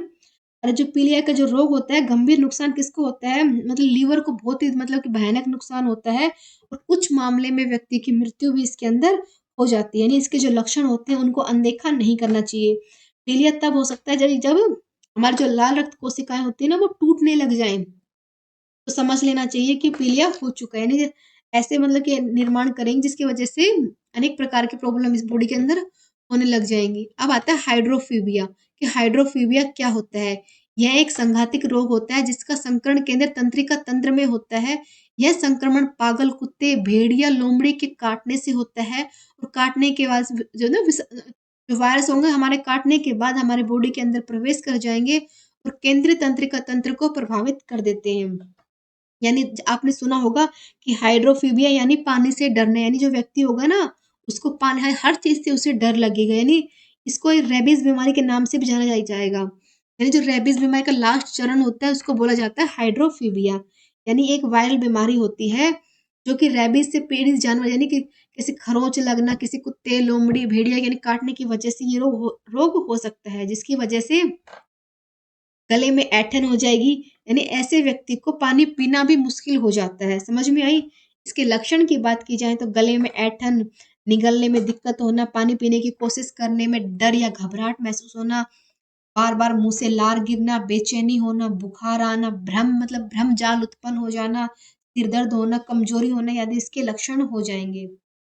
यानी हाइड्रोफीबर से जो पीड़ित व्यक्ति है, उसकी जो मांसपेशियाँ होती है ना, उसमें मतलब कि सभी मांसपेशियों में अलग प्रकार का दर्द होगा। यानी किसी जानवर के काटने पर तुरंत रेबीज़ का टीका इसीलिए लगाया जाता है ताकि हाइड्रोफीबर नामक बीमारी से वो बच सके। क्योंकि ये बीमारी बहुत ही घातक होती है, क्योंकि इंसान का पानी पीना तक मुश्किल कर देती है, यानी इतनी खतरनाक बीमारी ये होती है। क्लियर हुआ? अब आता है मोस्ट इम्पोर्टेंट मस्तिष्क मृत्यु। यानी ये बहुत ही इम्पोर्टेंट है हमारे मानव शरीर के लिए, यानी हमारी जो मस्तिष्क है इसकी मृत्यु हो जाएगी तो हमारे बॉडी पार्ट का क्या होता है, उसके बाद क्या-क्या चेंजमेंट होता है, किस प्रकार से पता चलता है कि मृत्यु की ब्रेन की डेथ हो चुकी है, तो उसमें क्या-क्या किया जाता है, इन सब के बारे में पढ़ेंगे। जब मस्तिष्क या फिर मस्तिष्क स्टेम की कार्य क्षमता यानी जो मस्तिष्क होता है अपनी पूरी कार्य क्षमता को एकदम से खो देता है, यानी पूरी बॉडी का जो कंट्रोल होता है उसपे से बिगड़ जाता है, क्या कर रहे हैं, क्या करने जा रहे हैं, क्या सोच रहे हैं, यानी किसी चीज़ के ऊपर कोई कंट्रोल नहीं होता। तो ऐसी कंडीशन में समझ लेना चाहिए कि इंसान की मस्तिष्क की मृत्यु हो चुकी है। यानी वो कुछ भी उसका हाव-भाव यानी समझ सकते हैं कि उसके मतलब कि सारे चेंजमेंट मतलब कि दिल की धड़कन तो चलेंगी, लेकिन जो ब्रेन होता है ना, वो काम करना बंद कर देता है। अगर ये काम करना ही बंद कर देगा, तो पूरी बॉडी का संचार ही बिगड़ जाएगा। संचार बिगड़ जाएगा, तो बॉडी का हाथ कहाँ जा रहा है, पैर कहाँ जा रहा है, क्या हो रहा है, क्या नहीं हो रहा, इसमें कुछ भी महसूस नहीं होगा। तो ऐसी कंडीशन में इंसान की मृत्यु हो जाएगी। क्लियर? यानी मस्तिष्क मृत्यु के बाद यानी कोई गति जो होते हैं कुछ भी चेंजमेंट होता है हमारी बॉडी के अंदर, कुछ भी महसूस नहीं होता है, यानी हो ही नहीं सकती है। क्लियर? लेकिन जो दिल की धड़कन होता है ना, ये तो कुछ टाइम तक चलती रहती है। लेकिन वो बाद में वो भी बंद हो जाएँगी, क्योंकि मस्तिष्क मृत्यु हो चुकने के बाद एक तरह से ये कोमा वाली कंडीशन भी हो जाती है। समझ में आया? यानी मस्तिष्क में की कोई गतिविधि नहीं होगी, व्यक्ति साँस नहीं ले पाएगा, व्यक्ति मतलब किसी को आदेश का जवाब नहीं दे पाएगा। यानी मतलब कि उसको ना पुतलियाँ होती हैं, आँखों की जो पुतलियाँ होती हैं, ये भी मतलब कि कोई मतलब कि आंसर नहीं कर पाएँगे, यानी आँख को बंद करना, खोलना, ये तक मुश्किल हो जाता है। यानी उसको पूरी बॉडी के ऊपर से कंट्रोल ही बिगड़ जाएगा। यानी खाँसी, उल्टी यानी किसी प्रकार का कुछ भी उसमें इफ़ेक्ट नहीं दिखाई देगा। यानी मस्तिष्क मृत्यु के बाद डॉक्टर के हिसाब से उसके जो मतलब बॉडी के जो पार्ट होते हैं उनको डोनेट किया जाता है, यानी कि उसके परिवार की सलामती के बाद उसके जो पार्ट होते हैं किसी को मतलब डोनेट कर सकते हैं, यानी कुछ कुछ भी पार्ट हो गया। अगर आप सही मायने में जाने कि मस्तिष्क मृत्यु क्या होती है, तो मस्तिष्क मृत्यु तब होती है जब मस्तिष्क में मस्तिष्क स्टेम की कार्य क्षमता पूरी तरह से नष्ट हो जाएगी, तो इंसान की मस्तिष्क मृत्यु हो जाएगी। इसका मतलब ये होता है कि मस्तिष्क किसी प्रकार की गतिविधियों में कोई सहायता नहीं करते, यानी हमारे कोई चेंजमेंट के ऊपर कोई रिएक्शन इसका नहीं होगा। क्लियर हो गया? यानी सभी लाइफ सपोर्ट इसमें बंद हो जाते हैं। यानी ये इस बात की कर देता है कि अब कोई मतलब कि चेंजमेंट इसके अंदर नहीं होंगे। तो परिवार के सदस्य के मतलब साथ व्यक्ति का मतलब लेकर उसके जो पार्ट होते हैं उनको डोनेट करके कर देते हैं इसके अंदर। क्लियर हो गया? बात की जाए ये क्यों होता है, तो मस्तिष्क के ऊपर आघात चोट लगने से, यानी या तो ये इसका कंडीशन पहली क्या होगी, मस्तिष्क के ऊपर चोट लगना, सेकंड क्या होगी, मतलब अंदर से कुछ और प्रॉब्लम होने की वजह से कि शरीर के कुछ अंग होते हैं वो काम करना बंद देने की वजह से, यानी इन्फेक्शन या किसी प्रकार की जो प्रॉब्लम होती है ना, कि बॉडी के अंदर ऑक्सीजन की मात्रा नहीं मिल पा रही है, O2 को ना ग्रहण कर पा रहा है, CO2 को ना रिलीज कर पा रहे हैं, अनेक प्रकार प्रकार की इसमें समस्या हो जाती है, जिसकी वजह से मस्तिष्क मृत्यु हो जाती है। इस प्रकार के व्यक्ति को मृत घोषित कर दिया जाता है, यानी परंतु कुछ टाइम तक उसकी जो दिल की धड़कन होती है ना वो चलेंगी, फिर कुछ घंटों बाद वह बंद भी हो जाएंगी। तो उसके मतलब जो अंग होते हैं उनका किसी और को प्रत्यारोपण किया जाता है, और इस व्यक्ति को मृत घोषित करने के बाद उसके संबंधियों से इसकी पुष्टि कर दी जाती है। क्लियर हो गया? यानी ब्रेन डेथ के बाद क्या होता है फ्रेंड्स, उसके जो पार्ट होते हैं उनका प्रत्यारोपण किसी और को किया जाता है, उसके मतलब कि इसकी अनुमति कौन देता है, उसके सगे संबंधी, माता पिता, भाई बहन, यानी कोई भी इसकी परमिशन दे देता है, तब जाके उसके जो बॉडी के जो पार्ट होते हैं उनको डोनेट किया जाता है। क्लियर? अब आता है एड्स, कि एड्स क्या होता है। सबसे पहले तो एड्स की आप फुल फॉर्म देखिए, एक्वायर्ड इम्यूनो डिफेंसिव सिंड्रोम, क्योंकि काफी बार पूछा गया है कि एड्स की फुल फॉर्म क्या होती है। एड्स के बारे में पता करें तो पहली बार कब पता चला गया था, 1981 की बात की जाए तो जो समलिंगी वयस्क होते थे ना उनके अंदर इस प्रॉब्लम को देखा गया था, एड्स को। क्लियर हो गया? यानी जो एड्स की जो प्रॉब्लम थी सबसे पहले कहाँ देखी गई थी, 1981 में समलिंगी वयस्क के अंदर ही इसको देखी गई थी। क्लियर? इसके जो लक्षण किस प्रकार से थे ना, यानी जो इसके लक्षण होंगे वो मृत्यु दर के लक्षण उसको में से उसको पहचाना गया था। यानी जो वास्तव में एड्स की बात की जाए तो समाज के अंदर एक बहुत बड़ी चुनौती बनकर ये खड़ा हो गया। इसलिए क्यों? क्योंकि इसका जो बीमारी होती है इसका लाइलाज होना, यानी बहुत ही मतलब कि भयानक बीमारी के तौर पर इसको देखा गया है। क्लियर हो गया? यानी देखा जाए जो एड्स होता है इसके अंदर एचआईवी संक्रमण होता है जो कि बहुत ही घातक होता है। अब एचआईवी मतलब कि बहुत ही गंभीर चरण होता है, और यह जो बीमारी होती है शरीर की प्रतिरक्षा प्रणाली को नुकसान पहुंचाती है, और अगर समय रहते उसका इलाज ना किया जाए तो इंसान की मृत्यु भी इसके अंदर हो सकते हैं। एड्स के बारे में, ये एक लाइलाज बीमारी होती है, और एड्स से बचने के लिए यौन संबंध बनाने से वाली जीवाणु रहित सिरिंज का इस्तेमाल किया जाए, जैसे कि एचआईवी संक्रमित महिलाओं को गर्भ धारण नहीं करना चाहिए, एचआईवी संक्रमित व्यक्ति के साथ संबंध नहीं बनाना चाहिए, एचआईवी संक्रमित व्यक्ति के साथ हाथ मिलाना, भोजन करना, यानी एक साथ पानी पीने से भी बचना चाहिए। यानी ये ऐसा वायरस होता है कि वो हर तरीके से ये फैलने वाला वायरस होता है। लक्षण की बात की जाए तो गले में खराश, बगल में सूजन, यानी अनेक प्रकार की समस्याएं होती है, जैसे लगातार बुखार होना, लगातार हफ्तों तक अतिसार होना, हफ्तों तक खांसी रहना, हल्का वजन हो जाना, मुंह में घाव हो जाना, त्वचा व चेहरों के ऊपर मतलब खुजली या फिर दाने या फिर बाल हो जाना, यानी इसके लक्षण इसमें दिखाई देते हैं। समझ में आया? ये कितना घातक होता है। एड्स के प्रभावों की बात की जाए तो ये एक विषाणु द्वारा उत्पन्न होता है जो कि शरीर की जो प्राकृतिक होती है ना प्रतिरक्षा प्रणाली उसको ध्वस्त कर देता है, यानी जो है ना रोगियों की जो होता है रोग निरोधक क्षमता होती है वो क्षीण हो जाएगी। ऐसे में व्यक्ति इसमें आसानी से इसका शिकार हो जाता है और तुरंत ही उसकी मृत्यु हो जाती है। और बात की जाए कि एड्स किसकी वजह से होता है, तो एचआईवी संक्रमण इसकी लास्ट एज होती है। एचआईवी की फुल फॉर्म की बात की जाए तो क्या हो जाएगी इसकी, एचआईवी की ह्यूमन इम्यूनोडेंसी वायरस, क्योंकि बार बार पूछा गया है कि एचआईवी क्या होता है, तो एचआईवी एक प्रोटीन कैप्सूल होता है जो कि आरएनए और कुछ एंजाइम के अंदर पाया जाता है, जो कि दो प्रकार का होता है, एचआईवी फर्स्ट और एचआईवी सेकेंड, यानी दो प्रकार से होगा। एक तो मतलब कि संभोग द्वारा, दूसरी उदर संवाहन द्वारा, तीसरी प्रभावित महिलाओं द्वारा गर्भ शिशु के धारण करने की वजह, तीन प्रकार की कंडीशन से ये होता है। एचआईवी वायरस की बात की जाए तो किस प्रकार से होगा, 6 से 10 वर्ष तक इसमें सीमित होता है। एचआईवी संक्रमित व्यक्तियों की 6 रोग उत्पन्न करने की संभावना कितनी होती है, 30 से 50% इसमें अधिक हो जाती है। क्लियर हो गया?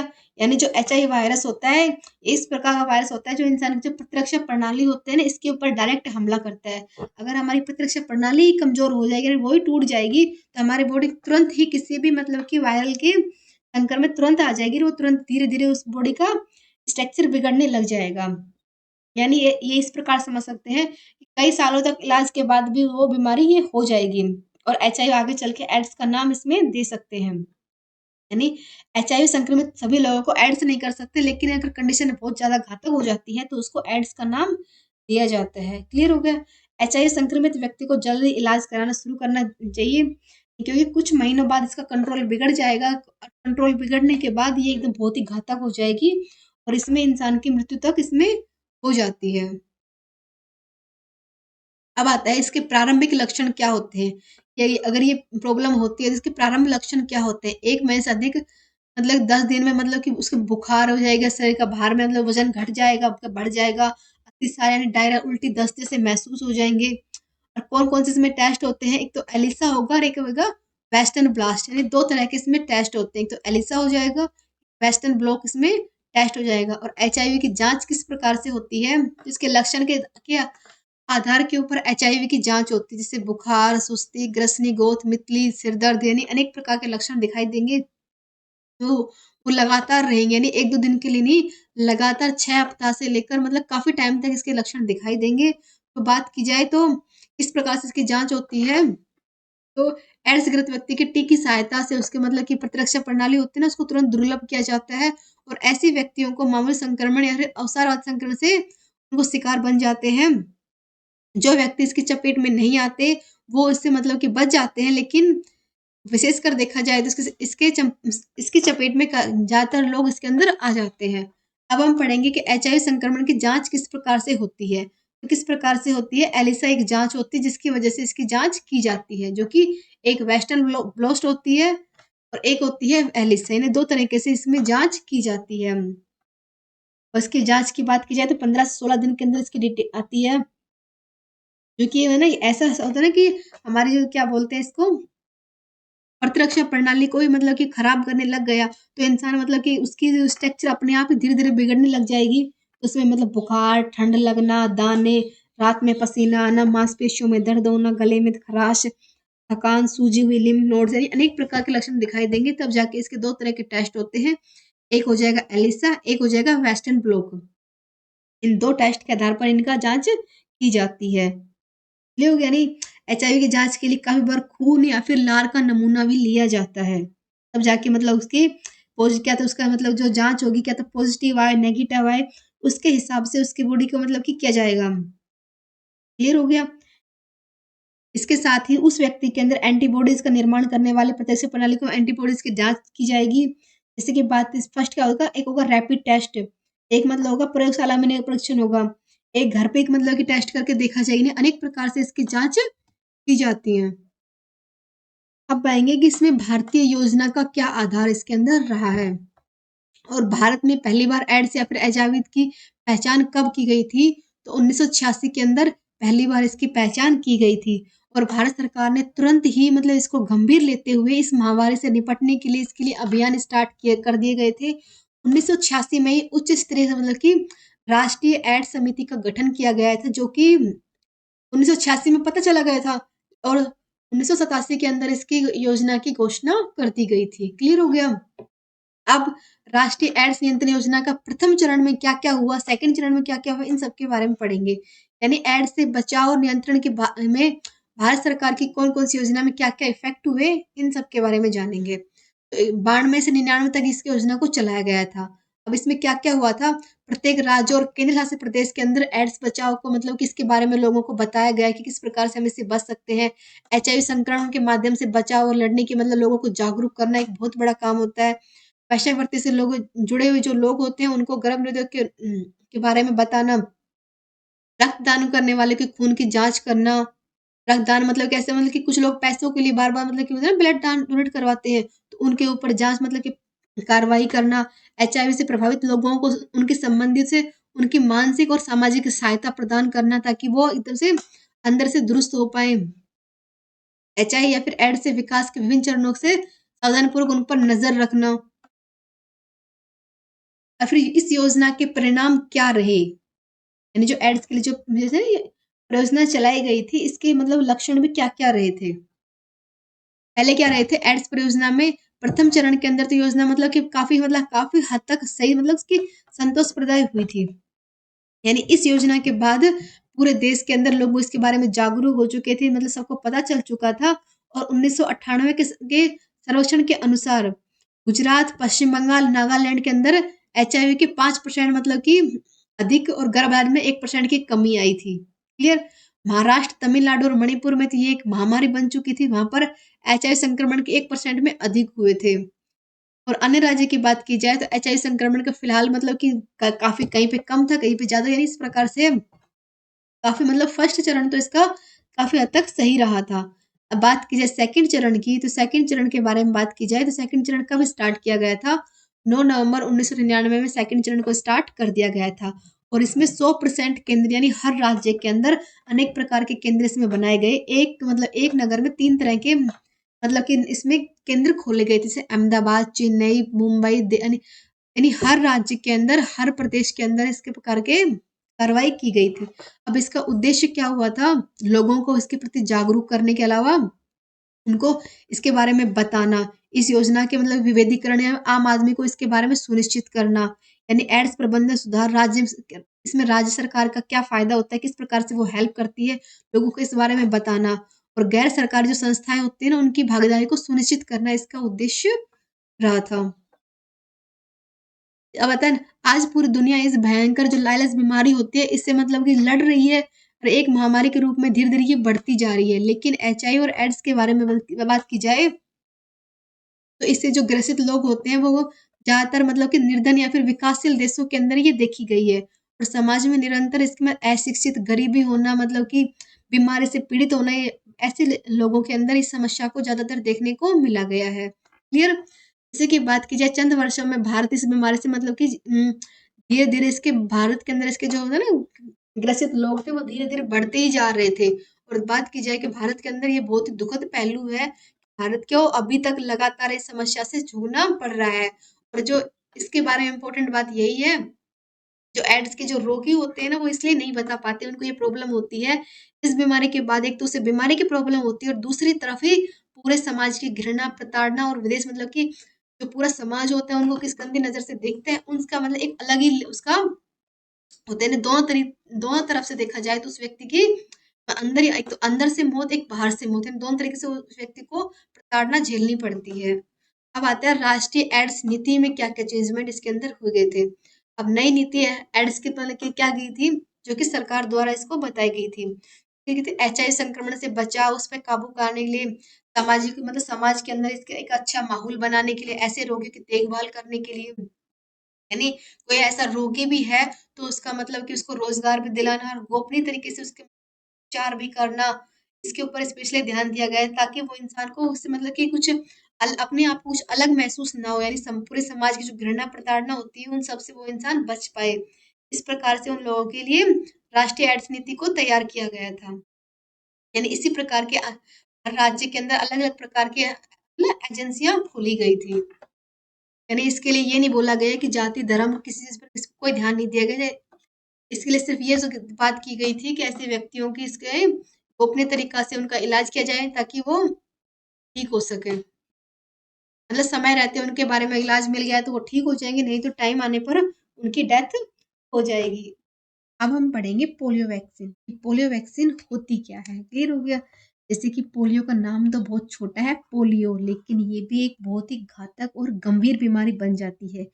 इस प्रकार से बनती है, अगर कोई पूछ ले तो ये एक ऐसी बीमारी होती है जो इंसान के को मतलब लाइफ टाइम के लिए अपंग बना सकती है और लास्ट हद में उसकी मृत्यु भी हो जाती है। क्लियर हो गया? यानी ये एक ऐसी बीमारी होती है जो हमारे मस्तिष्क और हमारे रीढ़ की हड्डी के ऊपर मतलब कि डायरेक्ट आक्रमण करती है, उसे कमजोर बना देती है। अगर रीढ़ की हड्डी में ही प्रॉब्लम हो जाएगी तो इंसान का मतलब कि पूरी बॉडी से कनेक्ट हो जाएगी। नहीं, ये तो मैंने आपको तंत्रिका तंत्र में बताया था ना कि रीढ़ की हड्डी क्या काम करती है, पूरी शरीर की मतलब संचार का व्यवस्था बनाती है। अब अगर हमारी संचार व्यवस्था ही टूट जाएगी तो क्या होगा?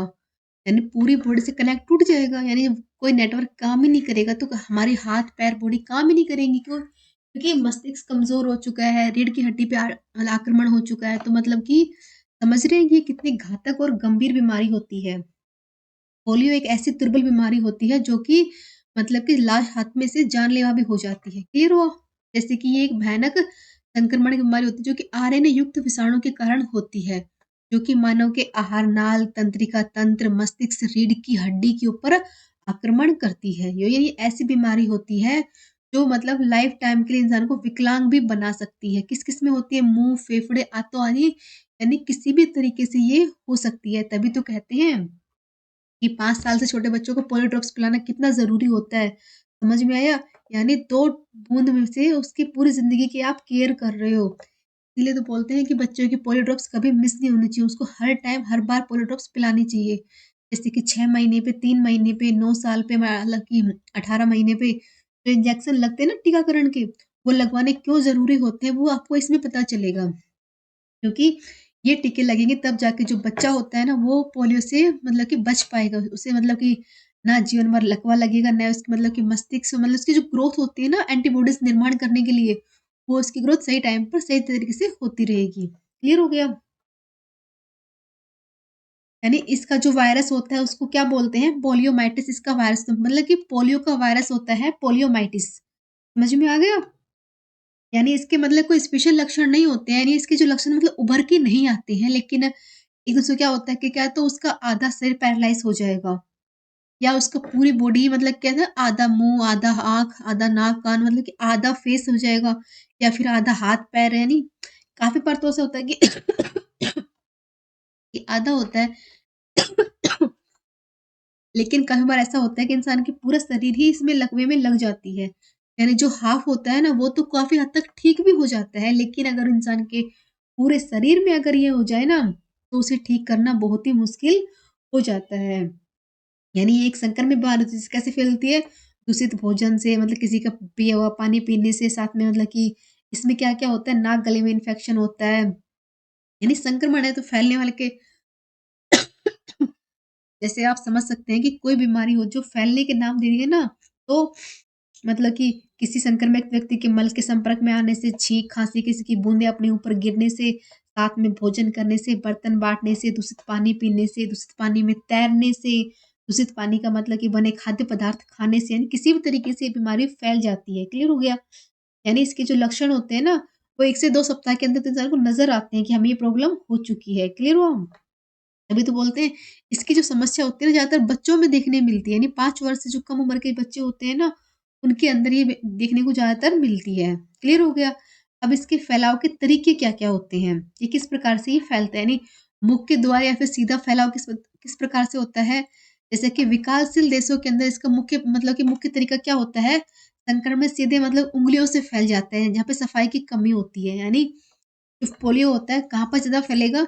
जहाँ पर सफाई की कमी हो, जैसे गंदा जल हो, दूध, भोजन मतलब कि ना होटल-वोटल नहीं होते क्या? वहाँ पे मतलब कि ज गंदगी होती है, ज़्यादातर साफ-सफाई का ध्यान नहीं रखा जाता है, तो उस प्रकार से वहाँ पर ये फैल जाता है।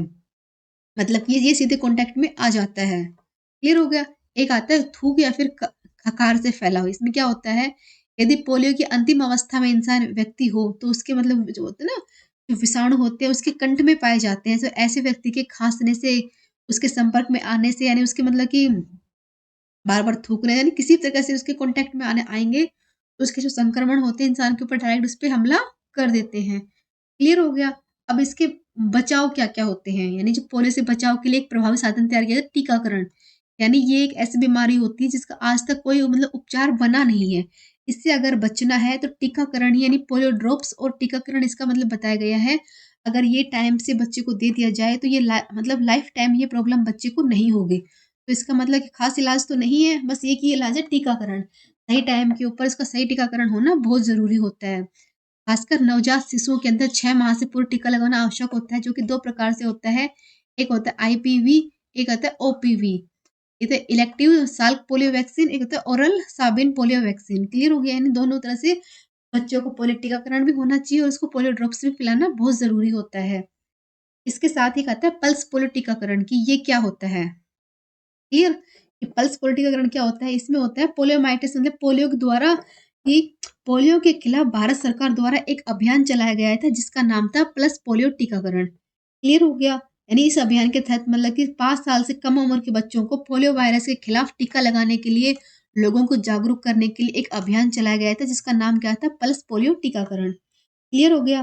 मतलब कि इस मतलब कि टीकाकरण की सामूहिक तरह की एक रणनीति बनाई गई थी जिसके थ्रू गाँव-गाँव, शहर-शहर जाके लोगों को समझाया गया था कि बच्चों के लिए टीकाकरण पोलियो ड्रॉप्स क्यों ज़रूरी होती है, उनको बताना ताकि कोई भी इसे मिस ना करे।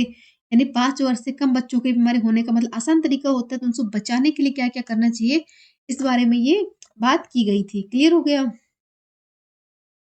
अब इसके बाद में भारत सरकार ने पोलियो के समूल विनाश के लिए 1995 में मतलब किसको प्रारंभ किया था क्या? पल्स पोलियो टीकाकरण कब स्टार्ट किया गया था? 1995 में। कभी पूछा नहीं जाएगा, लेकिन आपको मतलब पता होना चाहिए कि पल्स पोलियो टीकाकरण होता क्या है। क्लियर हो गया?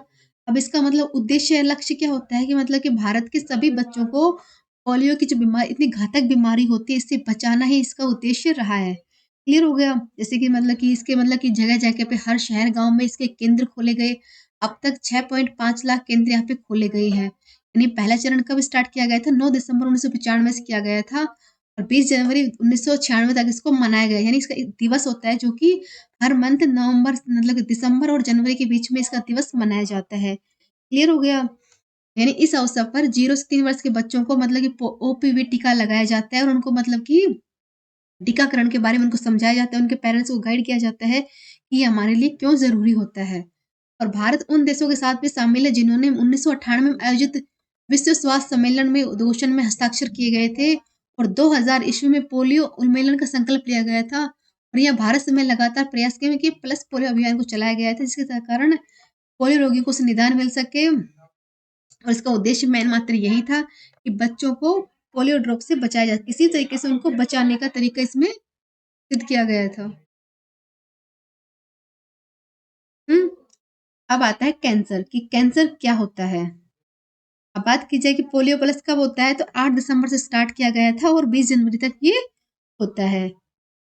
क्लियर हो? अब आता है कैंसर कि कैंसर होता क्या है। कैंसर एक विषाणुजन्य रोग होता है, यानी विषाणु जनित रोग होता है कैंसर।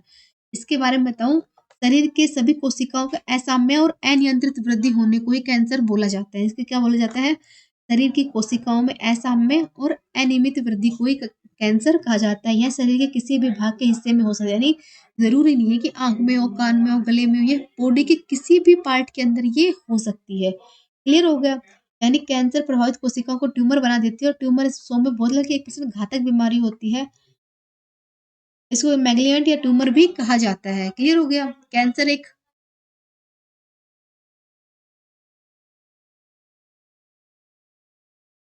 कैंसर एक विषाणुजन्य रोग होता है जो कि आरंभ में मतलब कि इसके कोई स्पेशल लक्षण दिखाई नहीं, यानी जो ऐसा ये एक ऐसा रोग होता है जिसके मतलब स्पेशल कोई लक्षण दिखाई नहीं देते, लेकिन ये इस प्रकार से हो जाता है इसके इंसान के, जैसे कि ये ना कि उसके मतलब कि शरीर के अंदर कोशिकाओं में ऐसा में चेंजमेंट हो चुका है, यानी उसके वो जो बॉडी का टेम्परेचर होता है ना, मतलब कि उसकी मतलब कि ना कि जो नियंत्रण करने वाली जो होती है ना, उसकी ग्रोथ अलग से हो जाती है, तो समझा जाता है कि उसे कैंसर हो चुकी है। यानी इसमें ऐसे क्या होता है, इसके जो घाव होते हैं वो जल्दी से नहीं भरते हैं, यानी ऐसे घाव हो जाए तो भर नहीं पाते हैं। ऐसा में रक्तस्राव होता है, स्त्री के मासिक धर्म अलग अलग बंद हो जाएंगे, उल्टी आना, सोच क्रिया में सामान्य होना, नियंत्रण भोजन में अपचपन होना, यानी अलग प्रकार के इसमें अलग अलग व्यक्ति के अलग अलग लक्षण इसमें दिखाई देते हैं।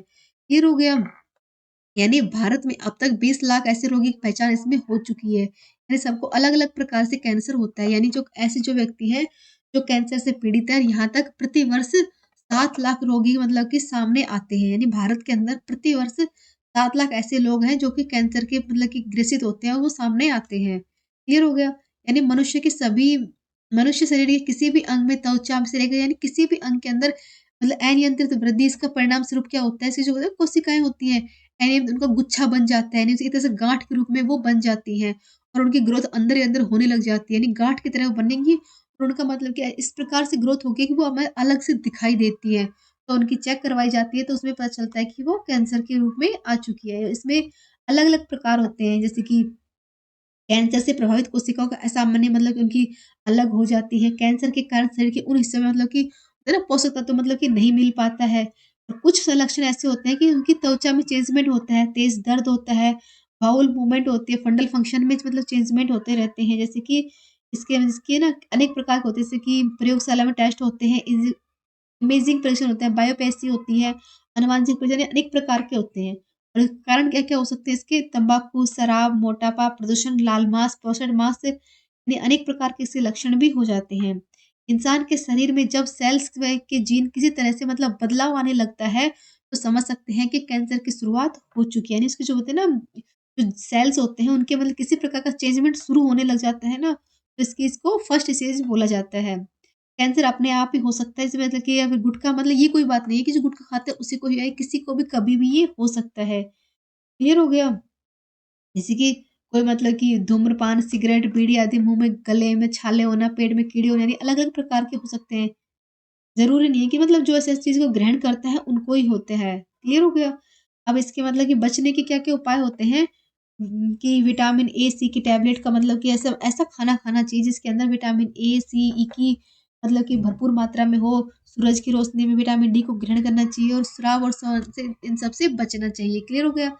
अब तक मतलब कि भारत सरकार ने कौन-कौन सी योजना चलाई अगर कोई पूछ ले तो क्षेत्रीय कैंसर केंद्र का विकास किया गया है, मेडिकल कॉलेजों में ऑन्कोलॉजी शाखा का मतलब विकास किया गया है, कोबाल्ट थेरेपी यूनिट की स्थापना की गई है और जिला कैंसर नियंत्रण का कार्यक्रम स्टार्ट किए गए हैं।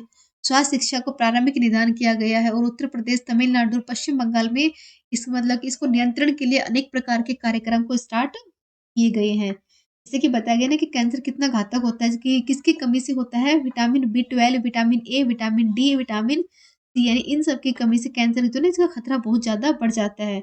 और विटामिन बी12 की बात की जाए तो कैंसर से होने का सबसे बड़ा खतरा क्या होता है विटामिन बी12 की कमी होना। विटामिन ए की कमी से उसकी मतलब कोशिकाओं की वृद्धि अनियमित हो जाती है और धीरे-धीरे उसके मतलब कि इधर से अनेक प्रकार के चेंजमेंट उसकी बॉडी में होने लग जाते हैं। और विटामिन डी की जो कमी से भी कैंसर का खतरा बढ़ा रहता है। धूम्रपान करने वाले से मुँह, गले, फेफड़े, पेट, मूत्राशय का कैंसर अनेक प्रकार के कैंसर इसमें बन जाते हैं। शराब पीने से श्वास नली, भोजन नली, तालू में कैंसर बन जाता है और धीमी आँच पर पके हुए भोजन को ग्रहण करने से आंतों का कैंसर भी बन जाता है। क्लियर हो गया? यानी इसमें आपने अच्छे से समझ लिया कि किस-किस को मतलब कि अगर आपसे आप कोई पूछ ले कि इसके लक्षण आपको क्या-क्या दिखाई देंगे? तो क्या हो जाएँगे? बहुत तेज़ी से वज़न उसका है तो उसका वज़न बढ़ने लग जाएगा या फिर उसका वज़न घटने लग जाएगा। उसकी त्वचा के ऊपर गाँठ जैसा महसूस होगा, त्वचा पे नए तिल आ जाएँगे या फिर उसका त्वचा का कलर चेंज हो जाएगा, मुँह में छाले हो जाएँगे, साँस लेने में दिक्कत होगी, बोलने या फिर निगलने में दिक्कत होगी, रात के टाइम पे बुखार आएगा, हड्डियों का दर्द, कमज़ोरी होगी, लंबे समय तक खाँसी रहेगी और मुँह से खून भी आता रहेगा।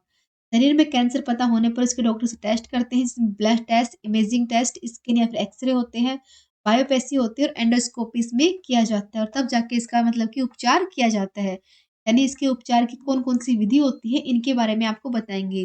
जैसे कि बात की जाए कि कैंसर के उपचार की मूल विधियों के बारे में, सबसे पहले आती है कीमोथेरेपी यानी कीमोथेरेपी या फिर विकिरण चिकित्सा। इसके बारे में हर जगह बताया गया है कि जो कैंसर के मतलब कि कुछ तरह के कैंसर ऐसे व्यक्तियों को हो जाती है जिनको मतलब कि कीमोथेरेपी से उनका इलाज किया जाता है। क्लियर हो गया?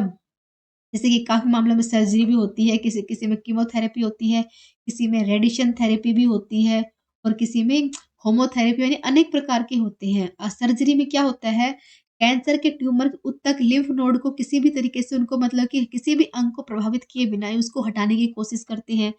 कीमोथेरेपी में क्या होता है, कैंसर कोशिकाओं को खत्म करके दवाइयों के माध्यम से उसका इस्तेमाल किया जाता है। और रेडिएशन थेरेपी में क्या होता है, कैंसर कोशिकाओं को सीधा असर करके उनको रेडिएशन द्वारा उनको दूर किया जाता है। अब इम्यूनोथेरेपी क्या होती है, कैंसर कोशिकाओं से लड़ने के लिए इम्यूनो सिस्टम पर को मजबूत किया जाता है। और हार्मोन थेरेपी क्या होती है, हार्मोन से प्रभावित कैंसर का इलाज करने के लिए हार्मोन थेरेपी को स्टार्ट किया जाए। अनेक प्रकार की किया गया मतलब कि उपचार करने की विधियाँ इसमें बताई गई हैं। लेकिन कुछ विशेष विधियाँ होती हैं जैसे कि शल्य चिकित्सा हो गई, रासायनिक चिकित्सा हो गई, प्रतिरक्षण उपचार हो गया और कीमोथेरेपी हो गई।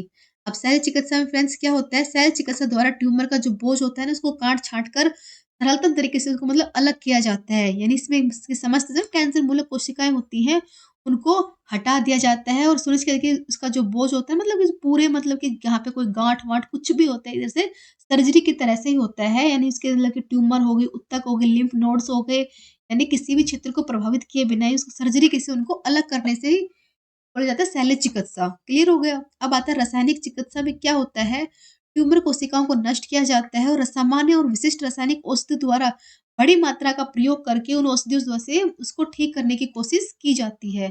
अब प्रतिरक्षा उपचार क्या होता है, इसके तहत कैंसर रोधी को प्राकृतिक क्रिया विधि से उसका संवर्धन किया जाता है। कैंसर के उपचार के लिए मोनोक्लोनल प्रतिरक्षा किया जाता है जैसे रेडिएशन, सेमेरिक हो गया यानी अनेक प्रकार की विधि का यूज़ करके इसको ठीक किया जाता है। और कीमोथेरेपी मैंने आपको बताया था कि लेज़र के माध्यम से ट्यूमर को उसके आस-पास के अंग को जलाकर उसको नष्ट करने के लिए बोला जाता है कीमोथेरेपी इसमें की जाती है। जैसा कि मैंने आपको बताया कि शल्य चिकित्सा हो गई, रासायनिक उपचार हो गया, प्रतिरक्षा उपचार, कीमोथेरेपी यानी 4 तरह की थेरेपी होती है। जैसे सर्जरी हो गया, कीमोथेरेपी, रेडिएशन यानी अलग-अलग प्रकार की इसमें थेरेपी बताई गई है जिस तरीके से कैंसर का उपचार किया जाता है। क्लियर हो गया? इसके साथ ही फ्रेंड्स मैं आपको एक चीज़ और बताना चाहती हूँगी, स्वस्थ जीवन जीने के लिए शारीरिक, मानसिक और सामाजिक स्वास्थ्य का ध्यान रखना बहुत ज़रूरी होता है। इसके साथ ही अपनी दिनचर्या में चेंजमेंट करना होता है, संतुलित आहार लेना होता है, नियमित रूप से व्यायाम करना होता है, पर्याप्त नींद लेनी चाहिए, तनाव से दूर होना चाहिए और सकारात्मक सोच को रखना चाहिए। यानी इस तरीके से हम अनेक प्रकार के रोगों और बीमारियों से बच सकते हैं। क्लियर हो गया? जैसे कि हमारा आज का टॉपिक ही क्या था, रोग एवं चिकित्सा, जो कि बहुत बड़ा टॉपिक था, इसको आज हमने कंप्लीट कर दिया गया है। अब इसमें जैसे कि ना अनेक प्रकार के रोग बताए हैं मैंने आपको, उनका इलाज करने के बताए, उनके लक्षण बताए हैं। सबका मतलब ऑलमोस्ट यही तरीका बताया कि जितना हो सके हमको साफ-सफाई रखनी चाहिए, दूषित चीज़ों का यूज़ नहीं करना चाहिए, यानी मतलब फ्रेश चीज़ों का यूज़ करना चाहिए, व्यायाम करना चाहिए और जितना हो सके मतलब कि विटामिन से भरी हुई हरी सब्जियों का यूज़ बहुत ज़्यादा करना चाहिए। क्लियर हो गया? यानी रोगों से बचने के लिए स्वस्थ आहार लेना बहुत ज़रूरी होता है। प्रोसेस्ड फूड को कम खाना चाहिए और लो फैट वाली डाइट लेनी चाहिए। नियमित रूप से व्यायाम करना चाहिए, पर्याप्त रूप में नींद लेनी चाहिए और रोगों से बचने के लिए स्वस्थ जीवन शैली को अपनाना चाहिए और समय-समय पर अगर कोई वैक्सीन लगे, टीकाकरण को करवाना बहुत ज़रूरी होता है। तब जाके हम अनेक प्रकार की जो बीमारियाँ हो जाती हैं, जिनका पता भी नहीं चलता है और जब लास्ट होता है ना कि हाँ, फाइनल हो चुका है, तब जाके हमें पता चलता है कि बीमारी हो चुकी है, तो उससे जब बहुत लेट हो जाता है, तो उसके लिए हमें हमेशा तैयार रहना चाहिए। से हमें हमको बीमार लोगों से भी दूरी बनाए रखनी चाहिए। अगर आप बीमार हैं, तो आप घर पर ही रहें। ऐसे व्यक्तियों से मतलब कि अपना कोई सामान साझा ना करें, आस-पास सफाई का स्पेशल ध्यान रहे। अगर कोई प्रॉब्लम होती है, तो डॉक्टर की तुरंत सलाह लें। आज का हमारा टॉपिक यही कंप्लीट होता है। कल का हमारा टॉपिक रहेगा उत्सर्जन तंत्र, जिसके बारे में मैंने आपको थोड़ा बहुत पहले ही बताया था कि उत्सर्जन तंत्र का काम क्या होता है, किस प्रकार से कार्य करता है। इसके बारे में हम कल पढ़ेंगे। आज का हमारा टॉपिक यही था, तो आपको कैसा लगा हो? आप रिप्लाई करिए। Thank you. और हाँ, अगर आपने ई बुक के बारे में सोचा है, तो प्लीज़ उसे परचेज़ ज़रूर कीजिए।